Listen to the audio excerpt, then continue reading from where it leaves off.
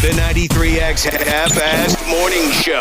93X. Good morning, everybody. You look cheery and bright this morning. I know you're going to have fun and make lots of good friends. Yeah, and not fake friends, like guys whose wives are friends. You have to get me that recipe. Oh my God, the cookbook? It's right in the kitchen. Sports? No. Movies? No. Hiking? No. Cars? No. Porn? Yes! Can't you have some other kind of party, one where you don't serve meat? But all normal people love meat. If I went to a barbecue and there was no meat, I would say, "Yo, Goober, where's the meat?" I'm trying to impress people here, Lisa. You don't win friends with salad. You don't win friends with salad. You don't win friends with salad. You don't win friends with salad. I'm 49 years old, and I'm not actively pursuing new friendships at my age. I'm looking to lose people in my life. We're doing a massive layoff at the Maniscalco household. Not accepting new applicants. Did we just become best friends? Yup! Great. Let's get started. It's showtime. All right, it's time to get her. Time to get her and give her. Welcome to the friggin' program. 93X Half-Assed Morning Show. Do I understand this correctly, Josh? It's International Friendship Day. Worldwide, baby. Worldwide. All over. Here's the thing, though. Does that mean I'm expected to make friends with folks outside of this country? Because I'm against that. No. I think just collectively, as a world, the United States and lesser countries, we all celebrate the friendships we have. I'm an all-American American. I know you are. Like former WWE wrestler Jack Swagger. I'm an Forgot about that guy. An all-American American. Yeah. I'm lucky. I get to work with my best friend in the whole world every single day. And I was thinking about it, Nick, it's not so much that we're best friends that get to spend time at the workplace. Every day is like a date. Pretty much. Don't you think we're on a date every single morning? Every morning when we do this program, you look at it as a date? It's a date. And no matter how many times people tell me, dude, it's not a date. Okay, I'm glad you love your coworker, but to me, it's a date. This is not a date. It's a date. Poor Josh. What do you mean, poor me? Didn't you just hear how lucky I am? I get to go on a date every day. I think I'm blushing. I'm a lucky guy too, Cubby. But this is not a date. We're co-workers. I mean, yes, we're best friends, but between 5:40 and 9 a.m., we're working together. We're not dating. Okay, you can look at it that way if you want. Oh, Jesus. But if we were objectively looking at this, what makes more sense is it's a date.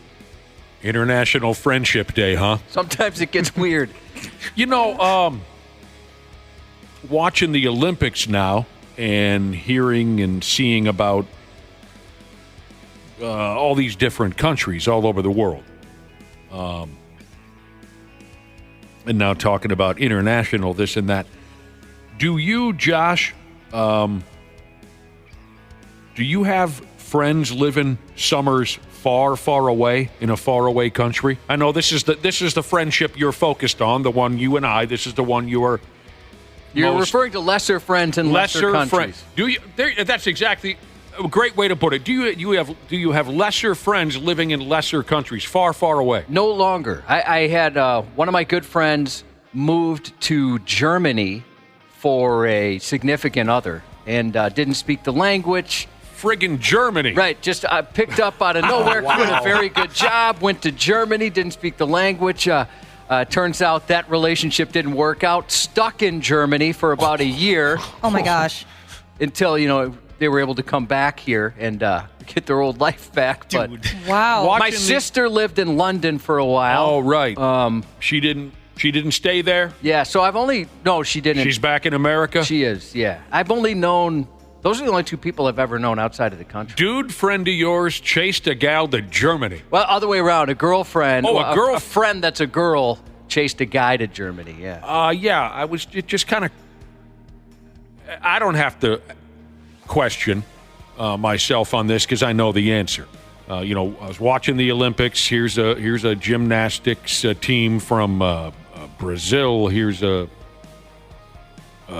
basketball player from South Sudan, and I don't have to ask myself this question because I know the answer.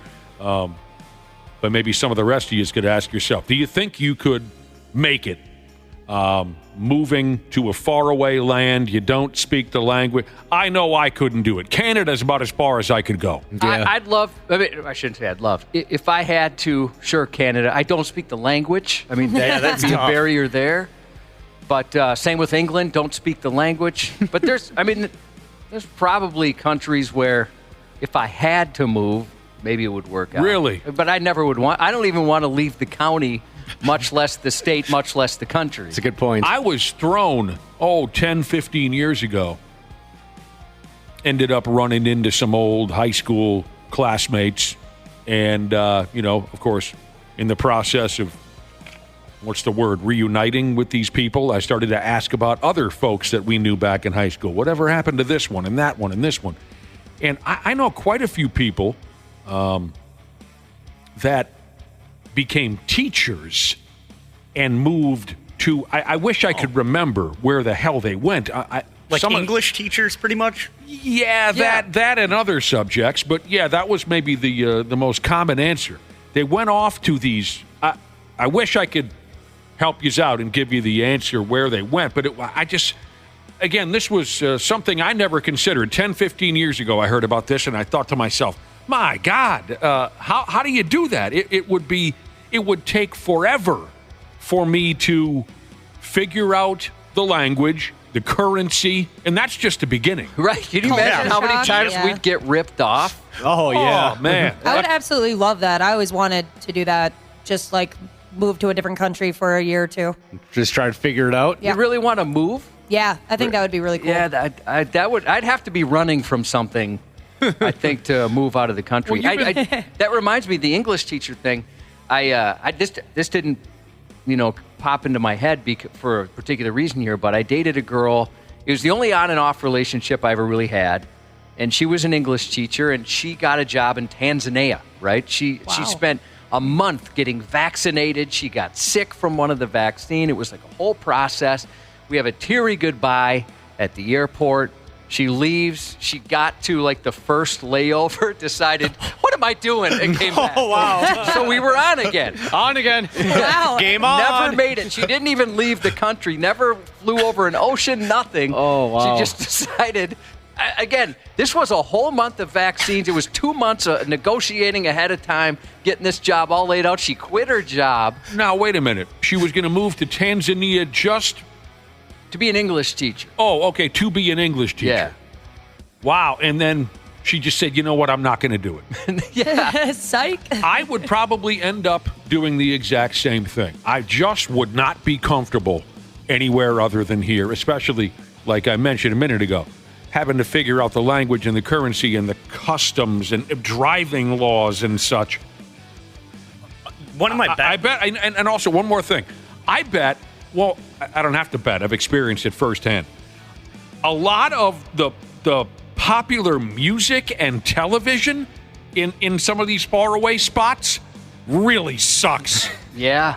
You ever been on vacation and you're at a bar and there's just the worst friggin' music pumping and everyone in the bar is just kind of da-da-da-da. They're going along with it and you're thinking, this is awful. I've never really liked British humor very much either. To me, it's just a little too silly. Oh, the Monty Python stuff and all that? I love it. Oh, do you? Yeah, I love that. There's certain stuff that I can I like, but sometimes I'm like, all right, I just don't really get. Well, a lot of it I don't get it. Yeah, because the dialect and the slang terms, I just don't know what they're talking about. What were you saying, Wapple? One of my best friends, he went and studied abroad in France, and he was over there with school probably for 6 months, and he didn't want to leave. So then he found this Airbnb site where these farms, they're looking for workers. So he became a worker at the farm. They paid his rent and then gave him side money. So during the weekends, he could go to Germany and take the train and just go do whatever he wanted. Dana, I thought it was insane. Is he still there? No, he came back, 4 years ago? Well, how long did he stay there beyond his, what's the term you used? Studying abroad? Yeah. A year and a half. All right, that's a pretty good poke. Good run, yeah. Yeah, Dana, so all of his schoolmates, all of his classmates, they leave, and he's like, well, I'm staying. That's so cool. Yes, Josh? I'm not going to. I was trying to get in there on a joke, and now it's not going to go. Okay. Fair enough. I was going to ask if you studied abroad on OnlyFans. I thought I heard you say that one time. Maybe once or twice. Yeah, I'm not built for that. I've gone to, a handful of foreign countries, if that's how we still say it. I don't know the proper term. I've gone to a handful of foreign countries, and, I enjoyed a little bit of it, but not a chance in hell that I think I could make it for permanent. Ashley, you've been making noise for years about how I'm going to go to... Well, go ahead already. How come you haven't gone to... You always say you want to go to Ireland. How come you haven't gone to Ireland? It's very expensive. Maybe we can work something out with the station. Like Guinness. Guinness. Oh, my gosh. That would be a dream come true. Not for any of us other than you, I think. I do love Guinness, too. I'm sitting here with I did that once already. You know the stories. Yep. And it's weird. Like some of those English countries I've heard, and actually somebody had texted this in, that you go to countries, that speak English. The accents are so thick, it might as well be a foreign language. You still can't understand. And sometimes they talk so fast with those accents, it's difficult. Amongst all the problems I had when I visited Ireland for 4 or 5 days 20 years ago, that was one of them.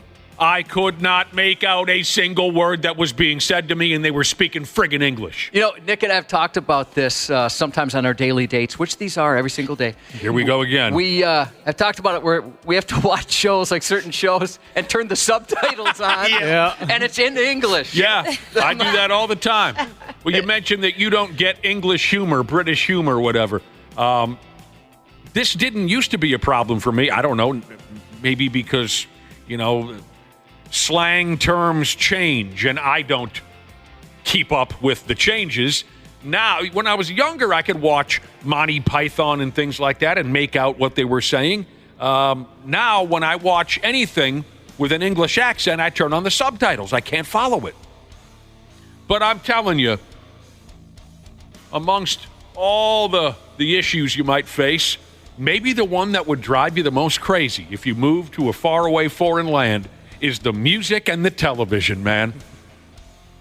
I told you before when I was in Jamaica, I don't want to get beat up, but I had to one day at the bar after the 4th day in a row of sitting in the same bar.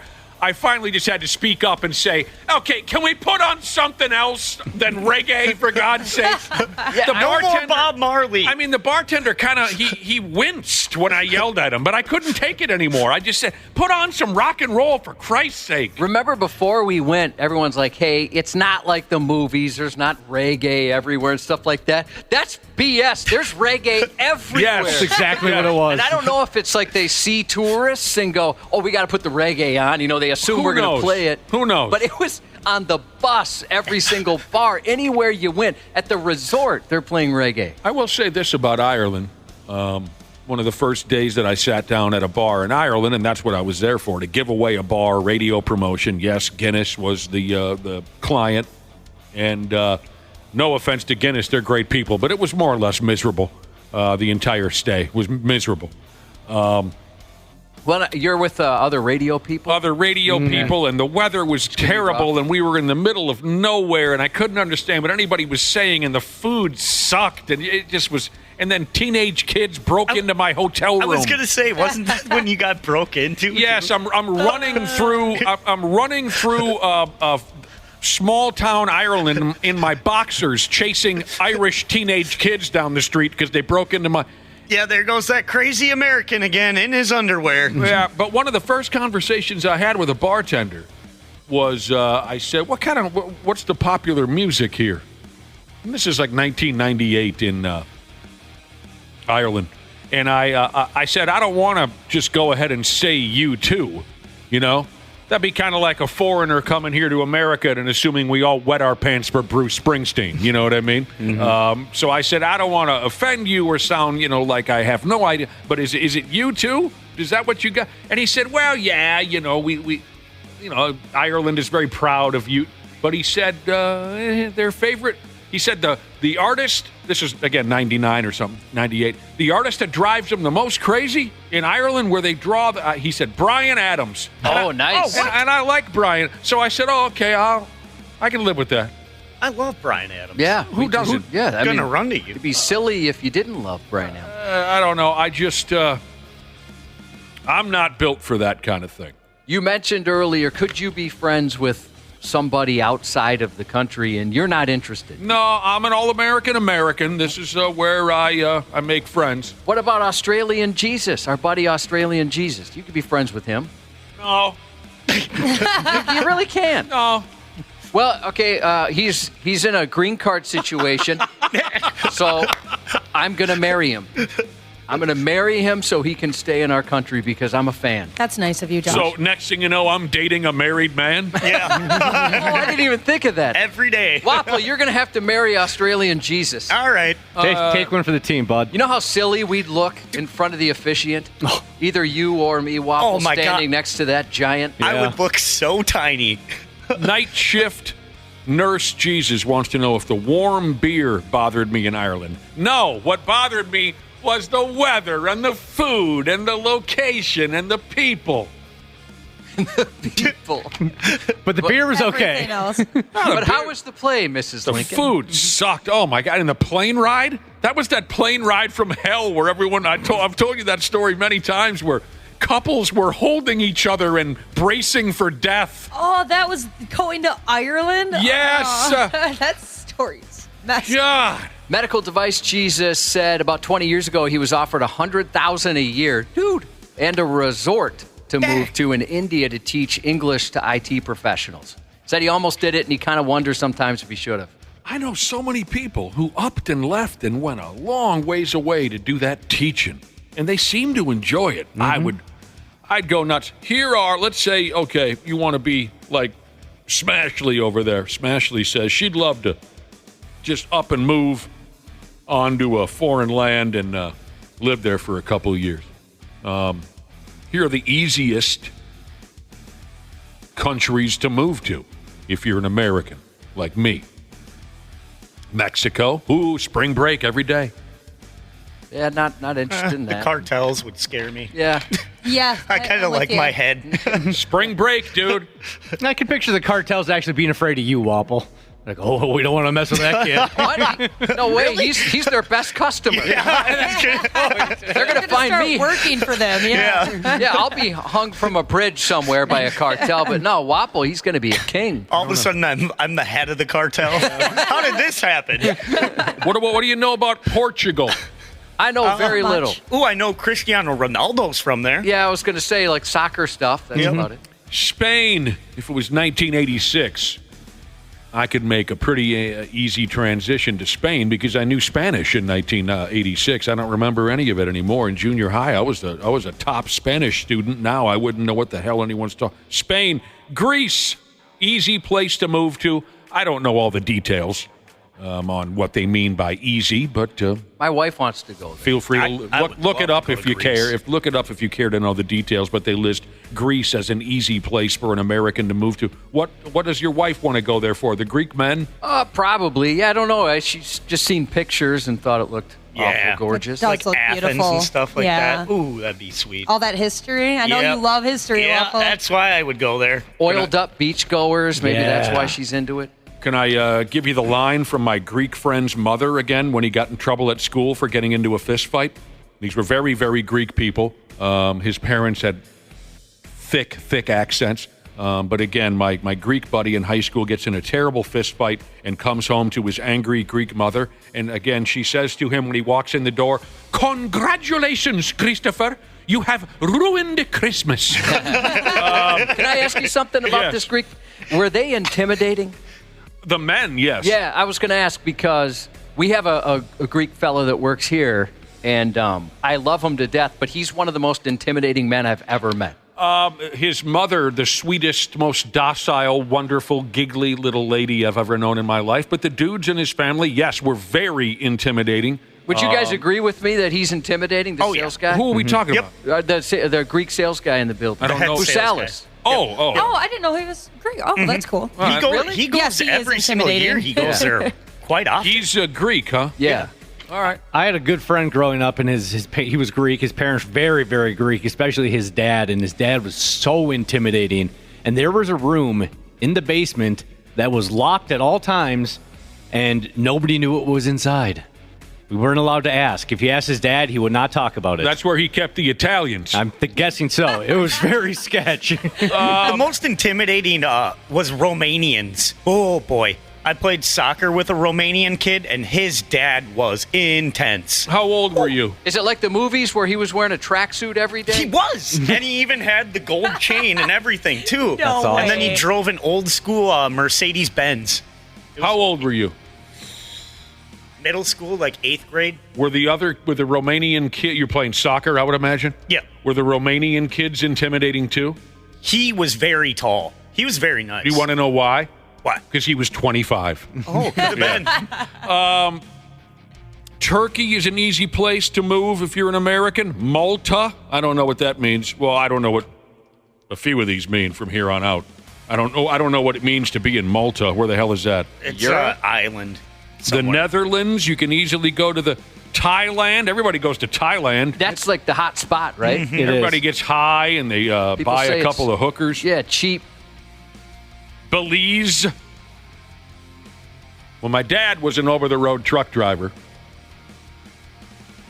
In the dead of winter, when it was wearing on him the most, going to Winnipeg and Fargo and Minot and got Lincoln, Nebraska. In the winter, it would just beat his ass to death. And he used to say, when he retired, he was going to move to Belize, and he didn't even know where it was.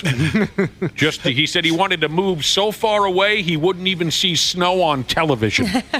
And so he came up with Belize. That's all I really know about Belize, is my dad used to use it as a punchline when work would wear him down. I thought this was a list of foreign countries that are the easiest for Americans to move to. Next up on the list, it says Georgia. Well, that's down by Florida. No. That's where the Falcons play, and the Atlanta Thrashers, and the... No, different country. And then they say, of course, Canada. I could blend in with the Canadians. Again, the accent... That's got to be the easiest. Accent would be tough. The accent, like Josh said, the language barrier would be tough. Hey, free healthcare, right? Isn't that what everyone always says about Canada? Ashley, that'd be appealing to you. I think the only downside to that is that you have to wait a long time to get something done. Oh. Angry bus driver Jesus said there's a Greek guy at his work, 6'6" to 6'7", 350 pounds and jacked. Dude, man. The guy we have working in this building is very tall. Yep. And intimidating. Yeah, it was my buddy Chris, the Greek kid. It was his dad, like we discussed. That was actually, okay, back to this, Chris, my Greek buddy. Josh, you mentioned, you asked if they were intimidating. That's the number one thing I hear about Chris, if ever anyone asks about him. He moved out to San Francisco many years ago. I've only seen him once in the last 20 years. Although I saw him a couple summers ago, and it was a glorious reunion. We were real tight from the time he was the lead guitar player in our high school rock band. Brilliant guy. Yeah. You said how good he was. A brilliant guy in many different ways. That's the number one thing I hear from old high school pals or gals, when they say, how's Chris doing? And I say, well, I don't talk to him often, but I understand he's doing well. They always say, he was an intimidating guy in high school. They always use that word. I wonder what that is. I don't know. It's just how they're wired over there in Greece. But his dad was our hockey and soccer coach when we were little kids, and he's the one I've told the story about many times, who looked into the eyes of a dozen, 8-year-olds before the 8-year-old Wyzetta soccer championship game, and he said to us, if you win, I will buy all of you Penthouse magazines. But if you lose, I cut your sausages off. Yeah, I don't see the intimidation factor there at all. Even the guy in the building, even when he is a very nice guy, but even when he's being nice, I'm scared of him. He runs a little hot. Uncle Bitch Jesus said shore leave in Thailand, his buddy had a hooker stay with him in his hotel room for a whole week. Cost him $200. Wow. That's how you do it. Mm-hmm. That's how you do it. If you're going to go on vacation, get a hooker roommate and have them stay the full week. Just keep an eye on your electronics and your wallet. The other thing my dad used to bring up about retirement, he wanted a hooker roommate for a full week for under $300. Yeah, the Thai hookers. You hear good things. If you're looking to move just out of Minnesota and want to go somewhere here within the United States, I recommend you don't go to Mississippi, Louisiana, South Carolina, Alaska, North Carolina, Alabama, Oklahoma, Tennessee, Georgia, or New Mexico. Josh, tell them why. Well, they always show up on the top of the list of things you don't want to top a list of. Right. What list am I looking at right now? I'm not sure which one you've got. STDs. Oh, sure. Those are the states with the highest rates of STDs. You know, Alaska always looked kind of cool to me. Mm-hmm. I don't think again, it'd be tough for me to ever move out of the state, but I mean, what would kind of suck is if you watch enough cops or things like that when it's in Alaska. Or Alaskan state troopers. Right, that like a show like that. It's like, oh, sweet, I want a burrito. I'm just going to have to hire a plane, and I'll be able to pick that up in about 2 hours. Yeah. Yep. A friend of mine used to go there every year. His dad worked on the pipeline. Oh, cool. So his dad, or he'd go out there and kind of stay with his dad in the summers. And he loved it. He thought it was great. Yeah, I think he ended up moving out there. I have buddies that salmon fish up there every single year. Oh, yeah. And they love it. I'll tell you what. I'm sorry, I'm still locked in on this week-long hooker experience. That sounds After a while, wouldn't that get kind of old or no? Oh, well, I mean, I guess it depends on how well the two of you bond right away. For me, I might want a variety if I was going to, get something like that. You might. Trade it in? Yeah. You might, but you might. Is that considered rude in Thailand? Are you supposed to develop a week-long relationship? Mixing it up isn't a bad idea by any stretch, Josh. But I'm guessing this guy's buddy who had a week-long hooker roommate, they must have, really hit it off. You know what I'm saying? Where he said, I'm not letting this one go for a while. I don't know. Tough to say. What a hell of a deal. Here we are on a Tuesday. We appreciate you tuning in. I think I got the stupid news coming up around the corner here in a few minutes. Thanks for listening. We'll be back in a few minutes on the Half-Assed Morning Show. Hey, podcasters. Right now on the Luther Bloomington Kia text line, text COLD, C-O-L-D, COLD to 651-989-9393 for a chance to win premium seats to Cage the Elephant. Cage the Elephant takes place Monday, August 12th at Target Center. These tickets are furnished by Live Nation. This keyword is good today, August 30th until midnight. Stupid news on the Half-Assed Morning Show.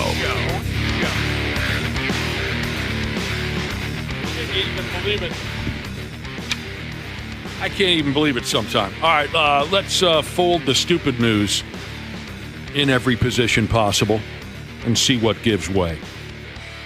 You know what I did the other day, Josh? What's that? I took my sunglasses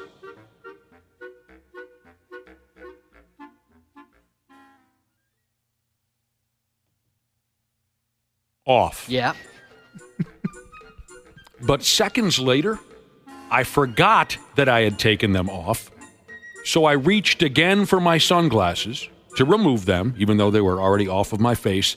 And I stabbed myself in the eye socket with my index finger. Oh, dude, that's the most pokey finger. I just right in the eyeball. fingered my eye socket. How aggressive. Oh, hell, it was 75, 80 miles an hour. I think I know you well enough to know that you were very mad at yourself. Oh, I'm pissed. Did you curse at yourself? I cursed at myself out loud, pissed off. Everybody makes mistakes. Forgot that I took off my sunglasses and I just finger banged my own. That sucks, man. It was silly and it was a painful experience. Everything's still a little blurry. Can't really see. Yeah. Now, I thought it was silly that the other day my wife is very frustrated trying to find her cheaters, right? Couldn't figure it out, but they were on top of her head. Oh, that's always fun. My mom does that constantly. Looking around everywhere. Who took my cheaters? I hate when I'm driving in the car and I'm like, oh, where is my cell phone? I can't find it. And then it's right there and the map's up. It's like, God, I'm an idiot. I've been on the phone looking for my phone. Mm-hmm. Is that a sign that you're completely losing your mind?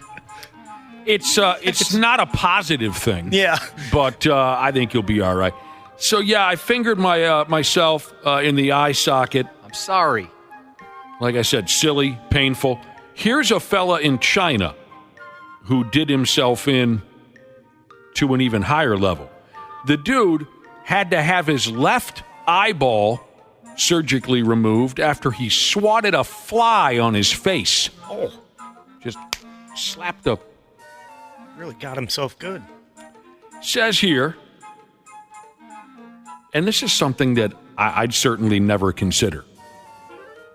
Flies carry dangerous bacteria, and swatting them on our skin leaves us exposed to some very serious consequences. Now, everybody knows that flies carry turds and bacteria all over town, but what I would certainly never consider is that swatting a fly on myself would put me in any great danger. Yeah, I wouldn't think on your skin that would be an issue. But yeah, the flies in my neighborhood, they love poop. They love dog poop. Oh, yeah? Sometimes it's ridiculous how many, and we have to clean up every day. Because you have a lot of it. It's a lot, and it's a lot of big turds.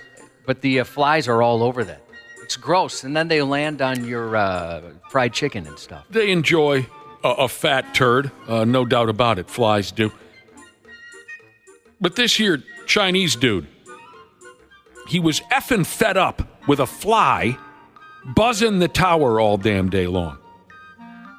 I think we can all relate to this, so he finally cut loose and smashed the sumbitch. He swatted it up against his gorgeous face. He saw an opportunity and he took it. Slap, he crushes the fly, and he went on with his damn day. An hour later, his left eye turns red, it swelled up to beat hell, and it hurt like a bastard. So we went on over to his, what's the big white building with patients in it? Hospital? But that's not important right now. What movie? Airplane. Yes, he went over to the hospital, and they told him he had something called seasonal conjunctivitis. And they gave him some dope. I mean, I don't mean marijuana. I call all medication dope. They gave him some pills, but that didn't take. And by the time he went back over to the hospital again, he had lost vision in his left eye almost completely. Turns out it wasn't that seasonal conjunctivitis that they were making all that noise about. It was actually a bacterial infection from the fly insides and whatnot that had been smashed into the dude's eye hole. Didn't really think of that part. The doctors were afraid that the injection, that's not the word, the infection might leak into his brains. So they pulled his left eyeball out for him. Is that how you become Fly Man? And that's the end of that. How mad at yourself would you be for that, Nick? I mean, you were mad when you poked yourself in the eye, but if you gave yourself eye herpes from a fly? You know, I get pissed at myself. Yeah. I would never forgive myself for more or less causing the loss of my own eyeball. Now, if you guys lost your eye, would you go with the pirate patch or would you go with the glass eye? Oh, pirate patch. It would depend on the event. Glass eye. That's true. If it's a glass eye only event, I'm going to put in a glass eye. We got your black tie glass eye event. That's the one I would put in the glass eye. But I think, yeah, pirate patch for my daily driver. It would depend on the situation. They're both cool. Mm-hmm. I would go glass eye. One of my buddies I played hockey with, his dad, fell and then fell on top of an axe and it popped his eyeball. What? He fell on top of an axe? He fell, and then he fell on top of an axe. Yeah, so that's what destroyed his eye. So he always had a glass eye, and he would just play tricks on us the whole time. Like, he would pop it out of his eye socket, put it in his mouth, and go, and then there would be his eye. Well, yeah, if you have a glass eye and you don't use it for tricks, they take the eye back. Oh, really? Yeah, I mean, I don't know anyone with a glass eye who didn't use that thing as a prop constantly. Yeah, But that would be so funny, just sitting at a bar, all of a sudden you put your glass eye in someone's drink of your friends. You know, my mama got a glass eye with a fish in it. Oh! Were you guys aware of that? Now, there's another option that we didn't consider. Who said this? Dana? Dana said glass eye or eye patch. What about the googly eye? Oh, fun. All right, that anyway. would be whimsical, wouldn't it? That's always a good time. Kids would love it. The poor bastard, this poor bastard in China, whose left eye is now in a trash can somewhere at a Chinese hospital because of a fly that he smashed into his own face. This story is now being spread around China as a cautionary tale, Josh. That's how they say it, a cautionary tale. Doctors are warning folks not to crush flies on their faces. or any other areas that could cause a bacterial infection. Instead, experts, I love this, experts advise that you stay calm and you just shoo the fly away. Shoo fly. Go away, little fly. I think I have there must have been some sort of infestation in my mailbox. I checked my mailbox and there was a, dryer sheet in there. And I thought, oh my God, we're swingers. My wife put in a sign, we must be swingers, but I looked it up. And turns out it says that your mail carrier will sometimes put that in there if there was a problem with like wasps or et cetera. Wow, that's so sweet of them to do. What is it about those dryer sheets where we're the only living thing that can tolerate them? Yeah, supposedly mice hate them, right? Yeah. Yep, my mom always tells me to put those in like my ice shack when I put it away for the winter. I also heard that they help with mosquitoes too. There you go. Like I said, for whatever reason, human beings are the only ones that can come within 100 yards of a dryer sheet and live to tell the tale. I don't know what it is about them, but... Did you guys ever use mothballs? No. I don't know. I think my grandparents did. Oh, Yeah, that was like a grandpa and grandma thing. I loved that smell. Your mama's for some got reason. mothballs With a fish in it. with a fish in it. All right, speaking of brains, problems with the brains, this guy, I don't know, he likely had something dangerous leak into his brains, or maybe he just doesn't have any up there in the first place. A dude allegedly stole things from Walmart, and when the cops caught his ass and asked him why he stole things from Walmart, he said, you know what? I don't know. That's the best. His name? Eric Slaughter. God, that's cool. He's 38 years old. He was arrested. Which is your favorite Slaughter? Here are your choices. Mark. Webster. Sergeant. Oh, that got a lot more difficult. Or bring your daughter to the. Okay. Which is your favorite Slaughter? I got to be honest, this became way more difficult than I thought.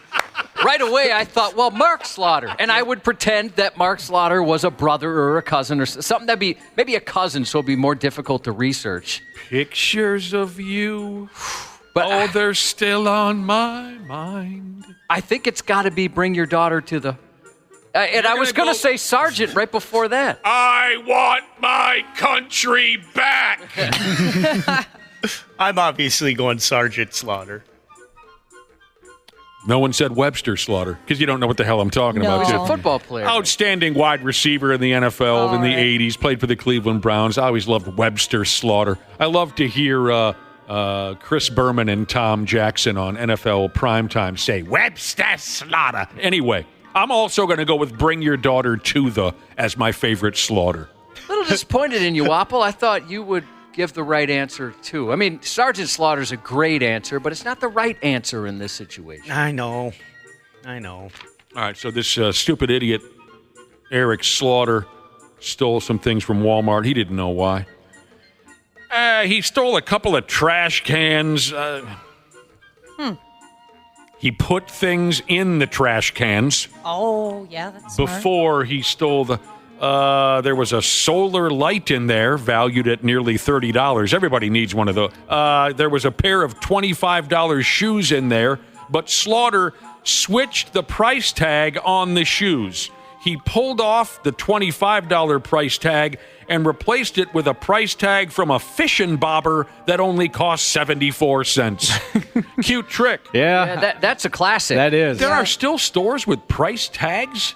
I guess. Yes. I wouldn't have thought what's it called? A Walmart would. Usually it's the barcode, right? I'm picturing an old school sticker. Yeah, that's what I'm picturing. It must. Well, obviously it must be, right?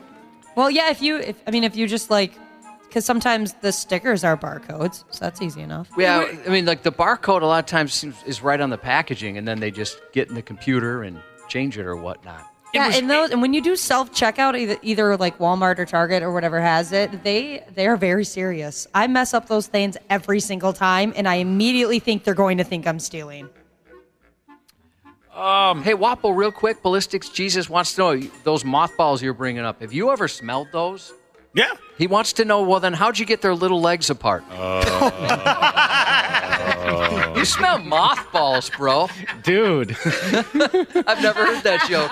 I got dragged. Yeah, you walked into that one. It was $80 worth of stuff, what this clown stole from Walmart, okay? $80 worth. After they caught Eric Slaughter, he was very effing apologetic.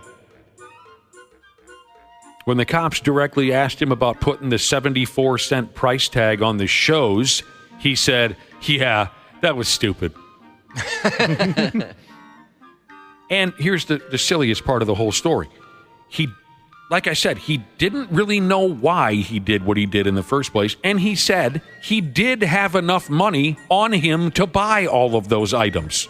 So I think they need to check this guy's piss for meth rocks. He's not making any sense. You know, some people do it for the thrill. Maybe that was part of it.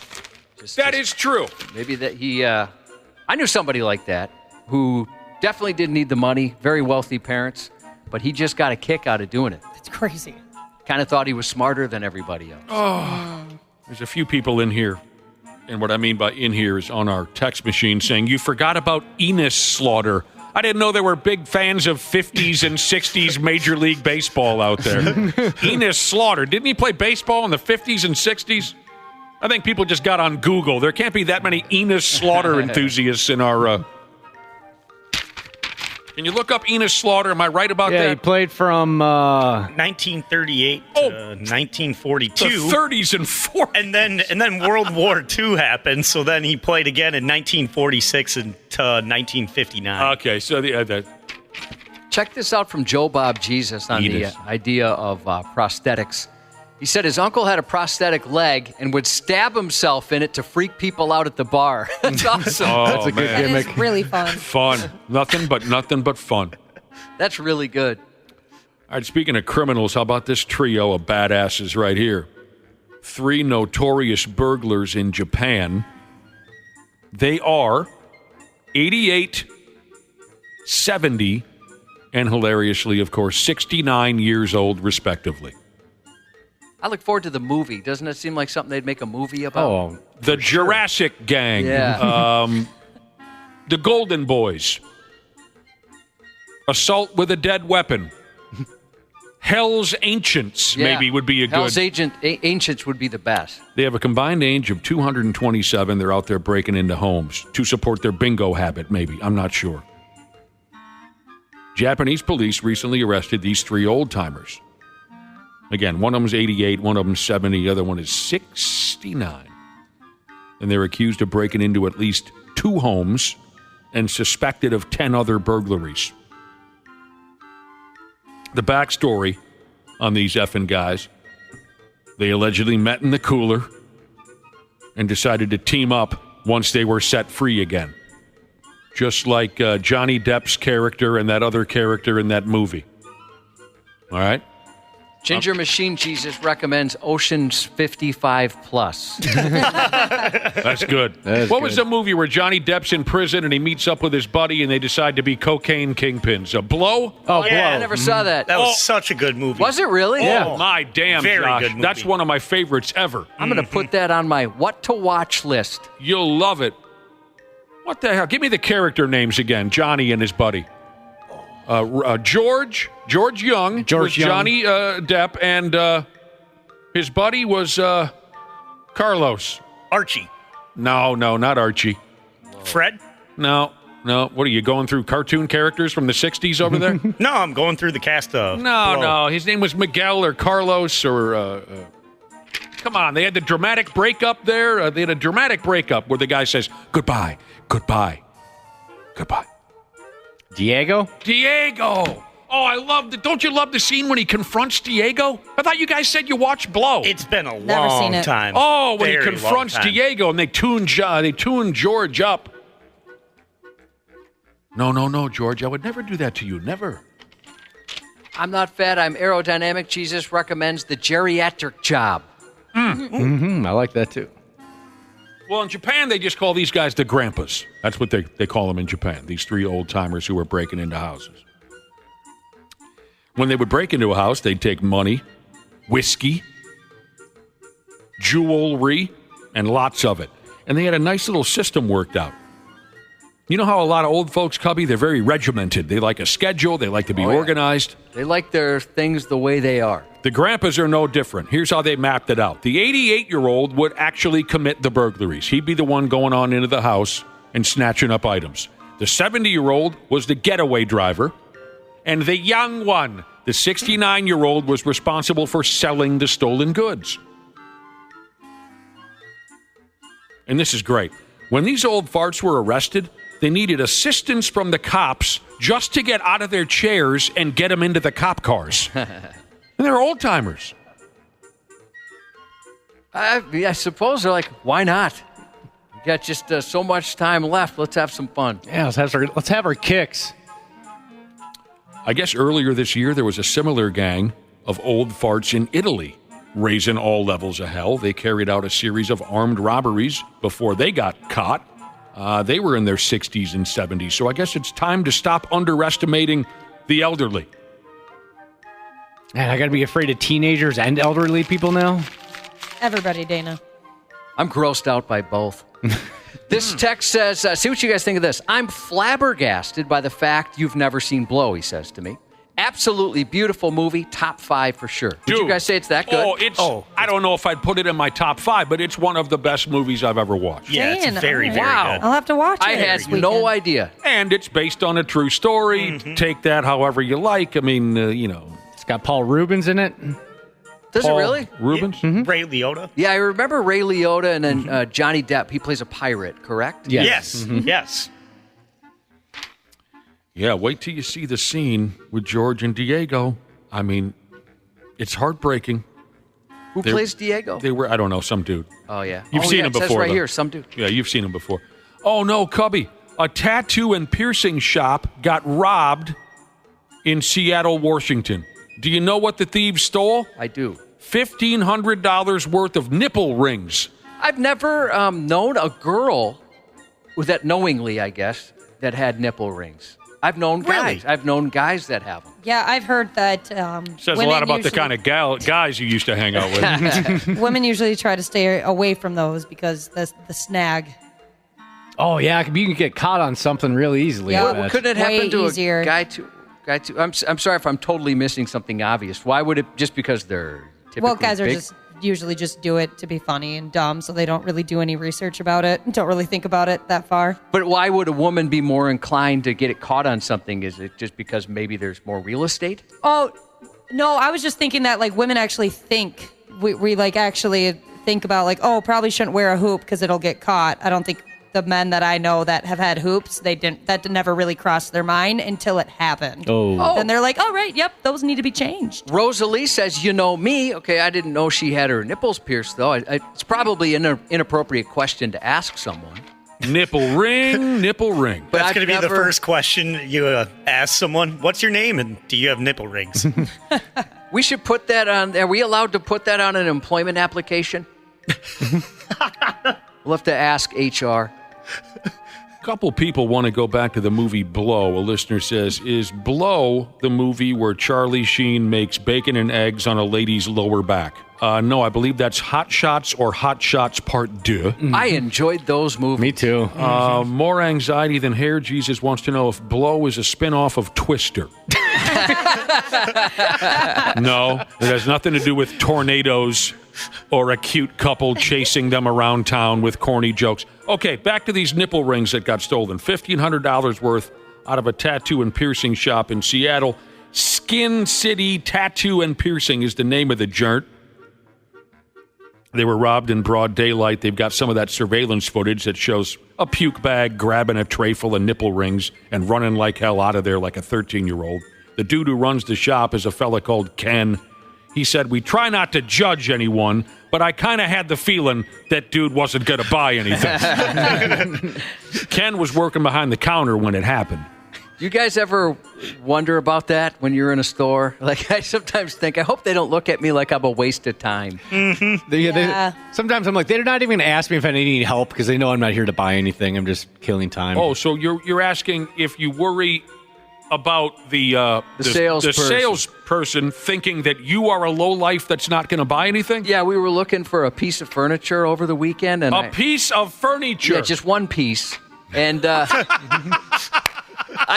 don't know. I just thought the lady was like, these poor SOBs aren't going to buy a damn thing. Your self-conscious issues are starting to go a little off the rails. Yeah, they are a little bit. I'm getting worse as I get older. You think everybody's judging you at all times. I thought you were... And that comment's going to stay with me throughout the day. I know it will. I thought you were asking if you've ever looked at another customer while shopping and thought, oh, this sumbitch is shady. Oh, I absolutely. Sometimes I'll tell my wife from my, my significant training. I was Special Forces back in the day, a.k.a. Asset Protection for Target. And, they trained us to look for shoplifters. And typically they held a picture of Wapple and said, this is what we're looking for. But there's signs, right? Every once in a while I'll see that dude is definitely going to steal something. I worked at a convenience store for a brief period of time when I was fresh out of high school. And one of the scariest moments of my life, maybe I'd watched too many movies, but it's 2 minutes before close. I'm the only person working in the convenience store. Here comes a dude with a trench coat, and it's 85 degrees out. He looks like he just rolled out from under a ice cream truck or something. He just looked like a shady sumbitch. Wearing a trench coat. He walked around. The convenience store was no bigger than this radio studio that we're in right now. Tiny little joint. He walked around the place for 10 minutes. Now I'm overdue on closing the place. He doesn't say a word.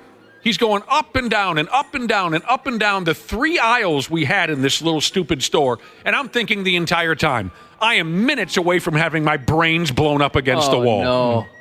That sucks. He walks up with a pack of gum and puts it on the counter. That'll be 35 cents. He doesn't say a word. He pays for the gum. He leaves. And I still believe to this day he was planning on robbing or killing me or both. And at the last minute, he changed his mind. Man, that's freaky. Also, not that long ago, I was at a department store, and this cracked me up. I'm looking in the, where was I, Josh? I was in the hooded sweatshirt department. I love that department. I bet you and I could spend, that's pretty much all we wear. That's right where I go, yeah. I'm standing there, and there's a couple near me also shopping for hooded sweatshirts. And the male says to the female, hey, be on the lookout. I'm going to steal this mother effer. And he in front of you? Yes. And he jams the hooded sweatshirt like down the leg of his pants, and they left. And I didn't say a word because I thought it was funny. I can't believe that just didn't you think he'd want to hide that a little more. That's not your business, Nick. I thought it was kind of cute, so I let him go. What was that? Yeah, a moment. Yeah. There's a couple texts on nipple rings. I had mentioned I didn't know that our friend Rosalie had nipple rings, and why would I? It's probably inappropriate to ask. She mentioned there was a former coworker of ours that would ask her questions like that. I'm so sorry. I'm sorry that anybody would do something like that. That doesn't seem right. Hot Coco Sheezus said her boyfriend has nipples bigger, has one nipple bigger than the other from a previous nipple ring. I didn't know that could damage a nipple, but I guess it makes sense. And this person suggests the best response to when someone says they have a nipple ring is to say, I don't believe you. Yeah. If only there was some way you could show some proof. I don't know about that piercing gimmick. Everybody wants to be pierced. I was pierced. Not me. Mm-hmm. The ear, though. I mean, ears. But I've never had what you'd call alternative piercing. It's fun. My wife did. She had a nose thing and then a belly thing. Well, there's going to be a lot of lonely nipples up there in Seattle. This clown stole all the nipple rings and he ran on out of the shop. So, all right. Who likes a big fat ass steak? Oh, Me. yeah, definitely. Little pink in the middle, maybe even a little bit bloody. Yes. Yep. A big fat steak. Who likes one of those? I think we all do, don't we? You're wrong. The correct answer is Curtis. Oh. Darn it. How can I forget? My pal Curtis. I'm not familiar. I said it in a way. I'm talking about my old high school buddy, Curtis. Oh, I know that Curtis. Yeah, I love he that likes Curtis. a big... He's a handsome guy. Some derelict jagoff, or a group of derelict jagoffs in Colorado. They keep breaking into a steakhouse and stealing steaks, and police don't know who these fools are, and they're asking the public for help. identifying the pricks. One of the recent capers went like this here on July 20th. At about 5 o'clock in the godforsaken AM, somebody upped and slammed a damn truck into the front door of the steakhouse. And then the bastards ran in and they stole all the carcass. Curtis loves carcass. And I guess so do these guys. One of the owners of the joint said it's the third time they've broke in, but this time they did a lot of damage. They took the steaks out the refrigerator and they left. The owner also said that the thieves could have taken beer out of the cooler, hooch out of the bar, but they didn't touch either. They also didn't touch a nearby ATM machine. They only took the steaks. They just want meat. The dickheads made off with porterhouses. Oh, porterhouse. What movie? Caddyshack. They made out with porterhouses, T-bones, fillets, a few pork chops, too, worth about $1,900. That's fun. I like pork chops. Pork chops? It's been a while. You know who has great pork chops? J.D. Hoyt's. Oh, they sure do. I've never been yet. You haven't been to J.D. Hoyt's? Nope. Not yet. Well, where do you eat before you go to, what's it called? Why can't I think of it? Deja Vu. Mm-hmm. Boy, I've only been to Deja Vu once. Who loves a good pork chop? I sure do. Sounds like Josh does. Curtis. Who the hell's Curtis? You guys are 0 for 2. The most recent incident. Now, this really blows. The most recent incident where they bash a truck into the front door. It's forced this joint to temporarily close. The vehicle bashing into the building broke water pipes and gas lines. The place is a friggin' mess. Columbine Steakhouse and Lounge in Denver. That's the name of the... Poor bastards. Yeah, that sucks. That's a lot of meat to lose.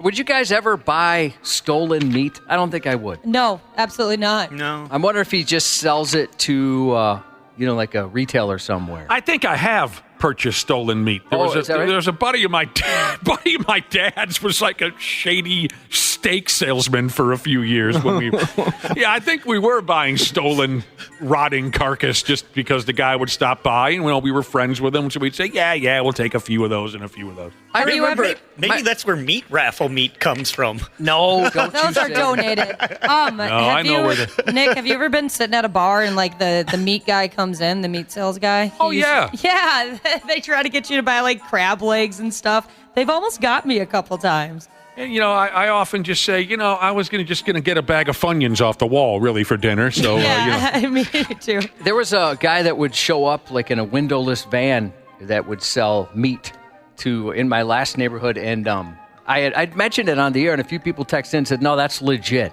I thought maybe it was some sort of scam too, right? Where he's stealing it somewhere or whatever, but I guess sometimes it's legit. Yeah, I hear you. Listen to this. A listener just texted in. Is Curtis, asking me a question, is Curtis your buddy who looks like a blue-collar Ben Affleck? No. I have a friend who looks like a blue-collar Ben Affleck. I'm not picturing who that might be. Oh, okay. I can think of one. I don't know if... should I say a name? Go ahead. Would you say Dane kind of looks like one? No, he looks like a largemouth bass.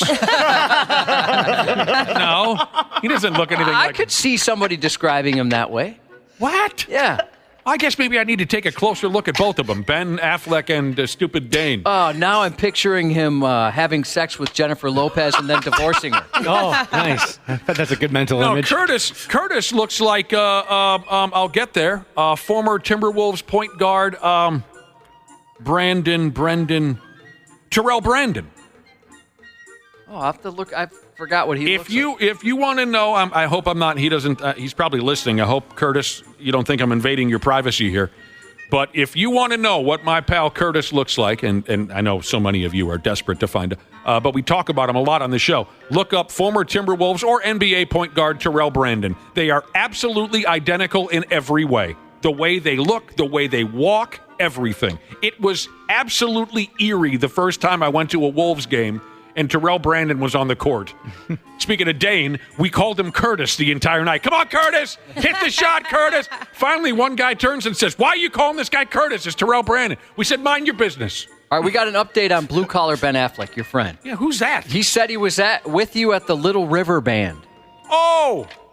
You know who he's talking about? Is it Wang? Wang! Wang! Dude. Love Wang. It always comes back to Wang. Wang is going to love being referred to as a blue-collar Ben Affleck, and you know what's sad? He's still not going to get any ass out of it. Wang does look, when Wang was young, he looked like a blue-collar Michael Landon. Anyway, that's interesting. The hair and everything? Friggin' Wang. Oh, yeah. Oh, that's cool. Michael Landon hair back when we were...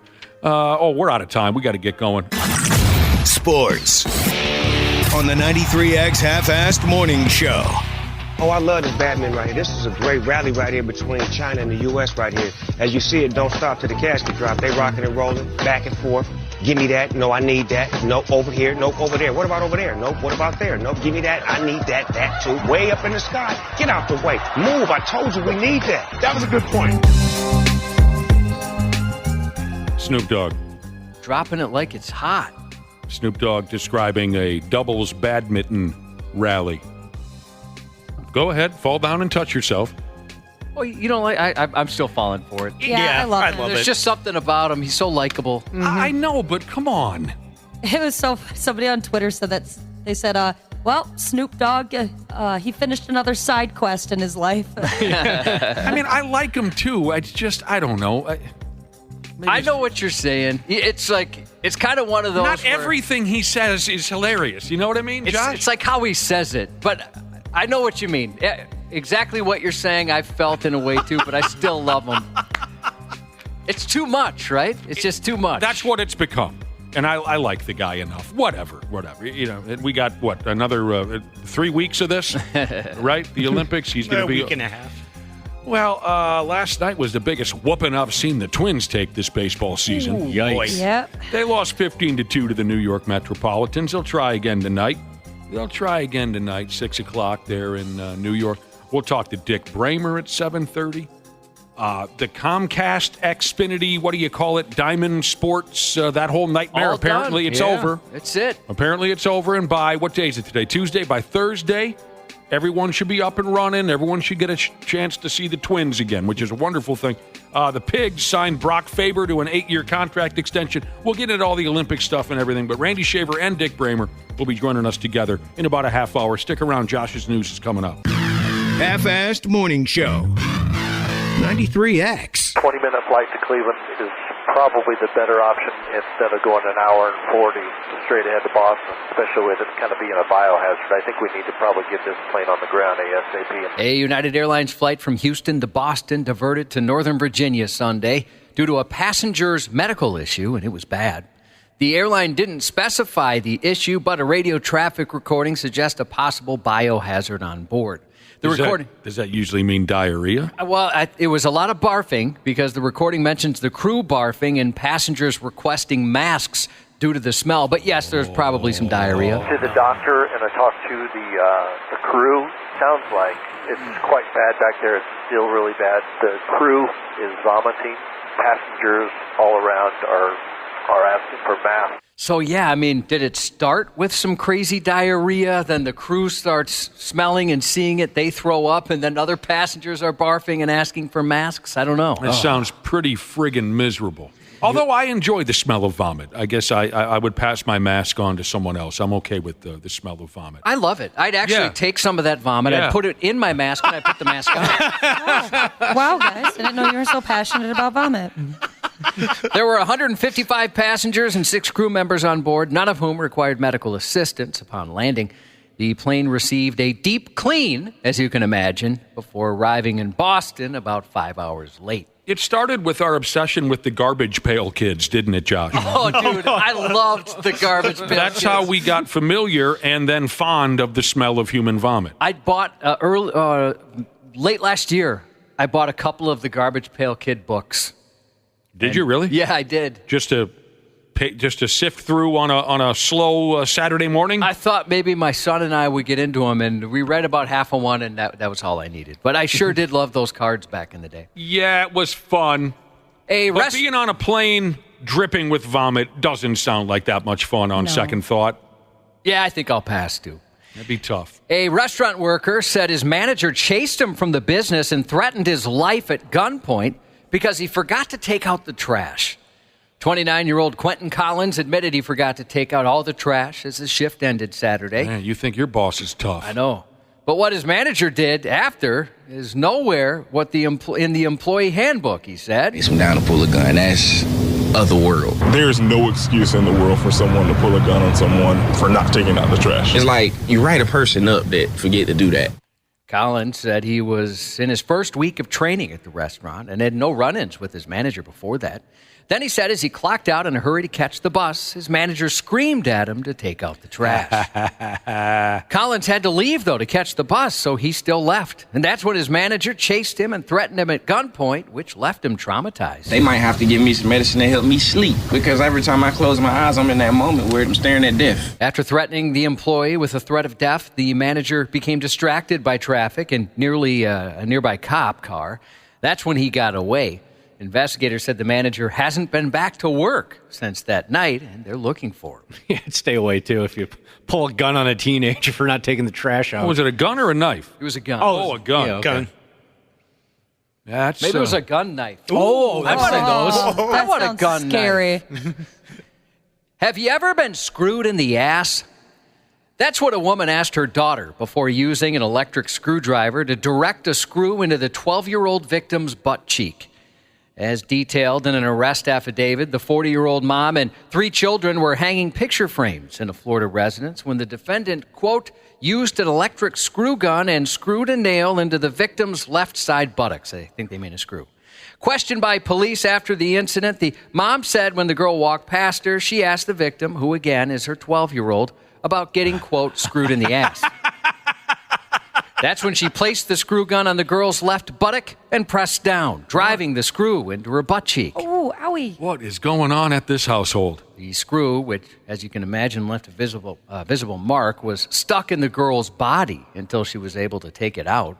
Was this like a joke and mom just didn't understand the severity of what she was doing? That's my impression, is mom thought she was really funny. Yeah. And didn't get how serious it was. Didn't know what damage she really could. It's like my pal who shot another guy with a pressure washer. Oh. And was just oblivious to the damage that you could do with such a thing. He just didn't know. Yeah, that's when comedy goes bad. Yeah. I think mom was so focused on the line, right? And the double entendre that she didn't realize, oh, maybe I shouldn't actually put a screw in her butt cheek. She was arrested Friday and charged with felony child abuse.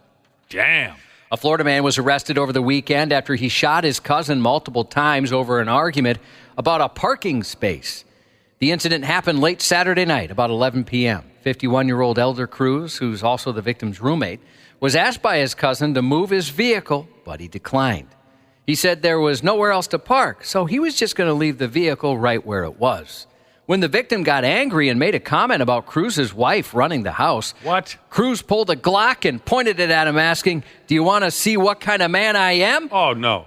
The victim pleaded for his life, but Cruz fired, grazing his wrist. As the victim ran, Cruz fired 3 more shots, hitting his thigh. He's the kind of man that's willing to shoot you in the back when you're unarmed. The cousin was rushed to a hospital and is expected to recover. Cruz was arrested at the scene. Well, what in the hell is going on there? If you'd prefer the police not to find your bag of drugs, consider placing the illegal narcotics in something other than a container marked bag of drugs. Cops reported 41-year-old Lauren Riley was a passenger in a car pulled over Saturday morning after the driver was spotted without a seatbelt. During the traffic stop, officers noticed Riley moving items around on the vehicle's floorboard.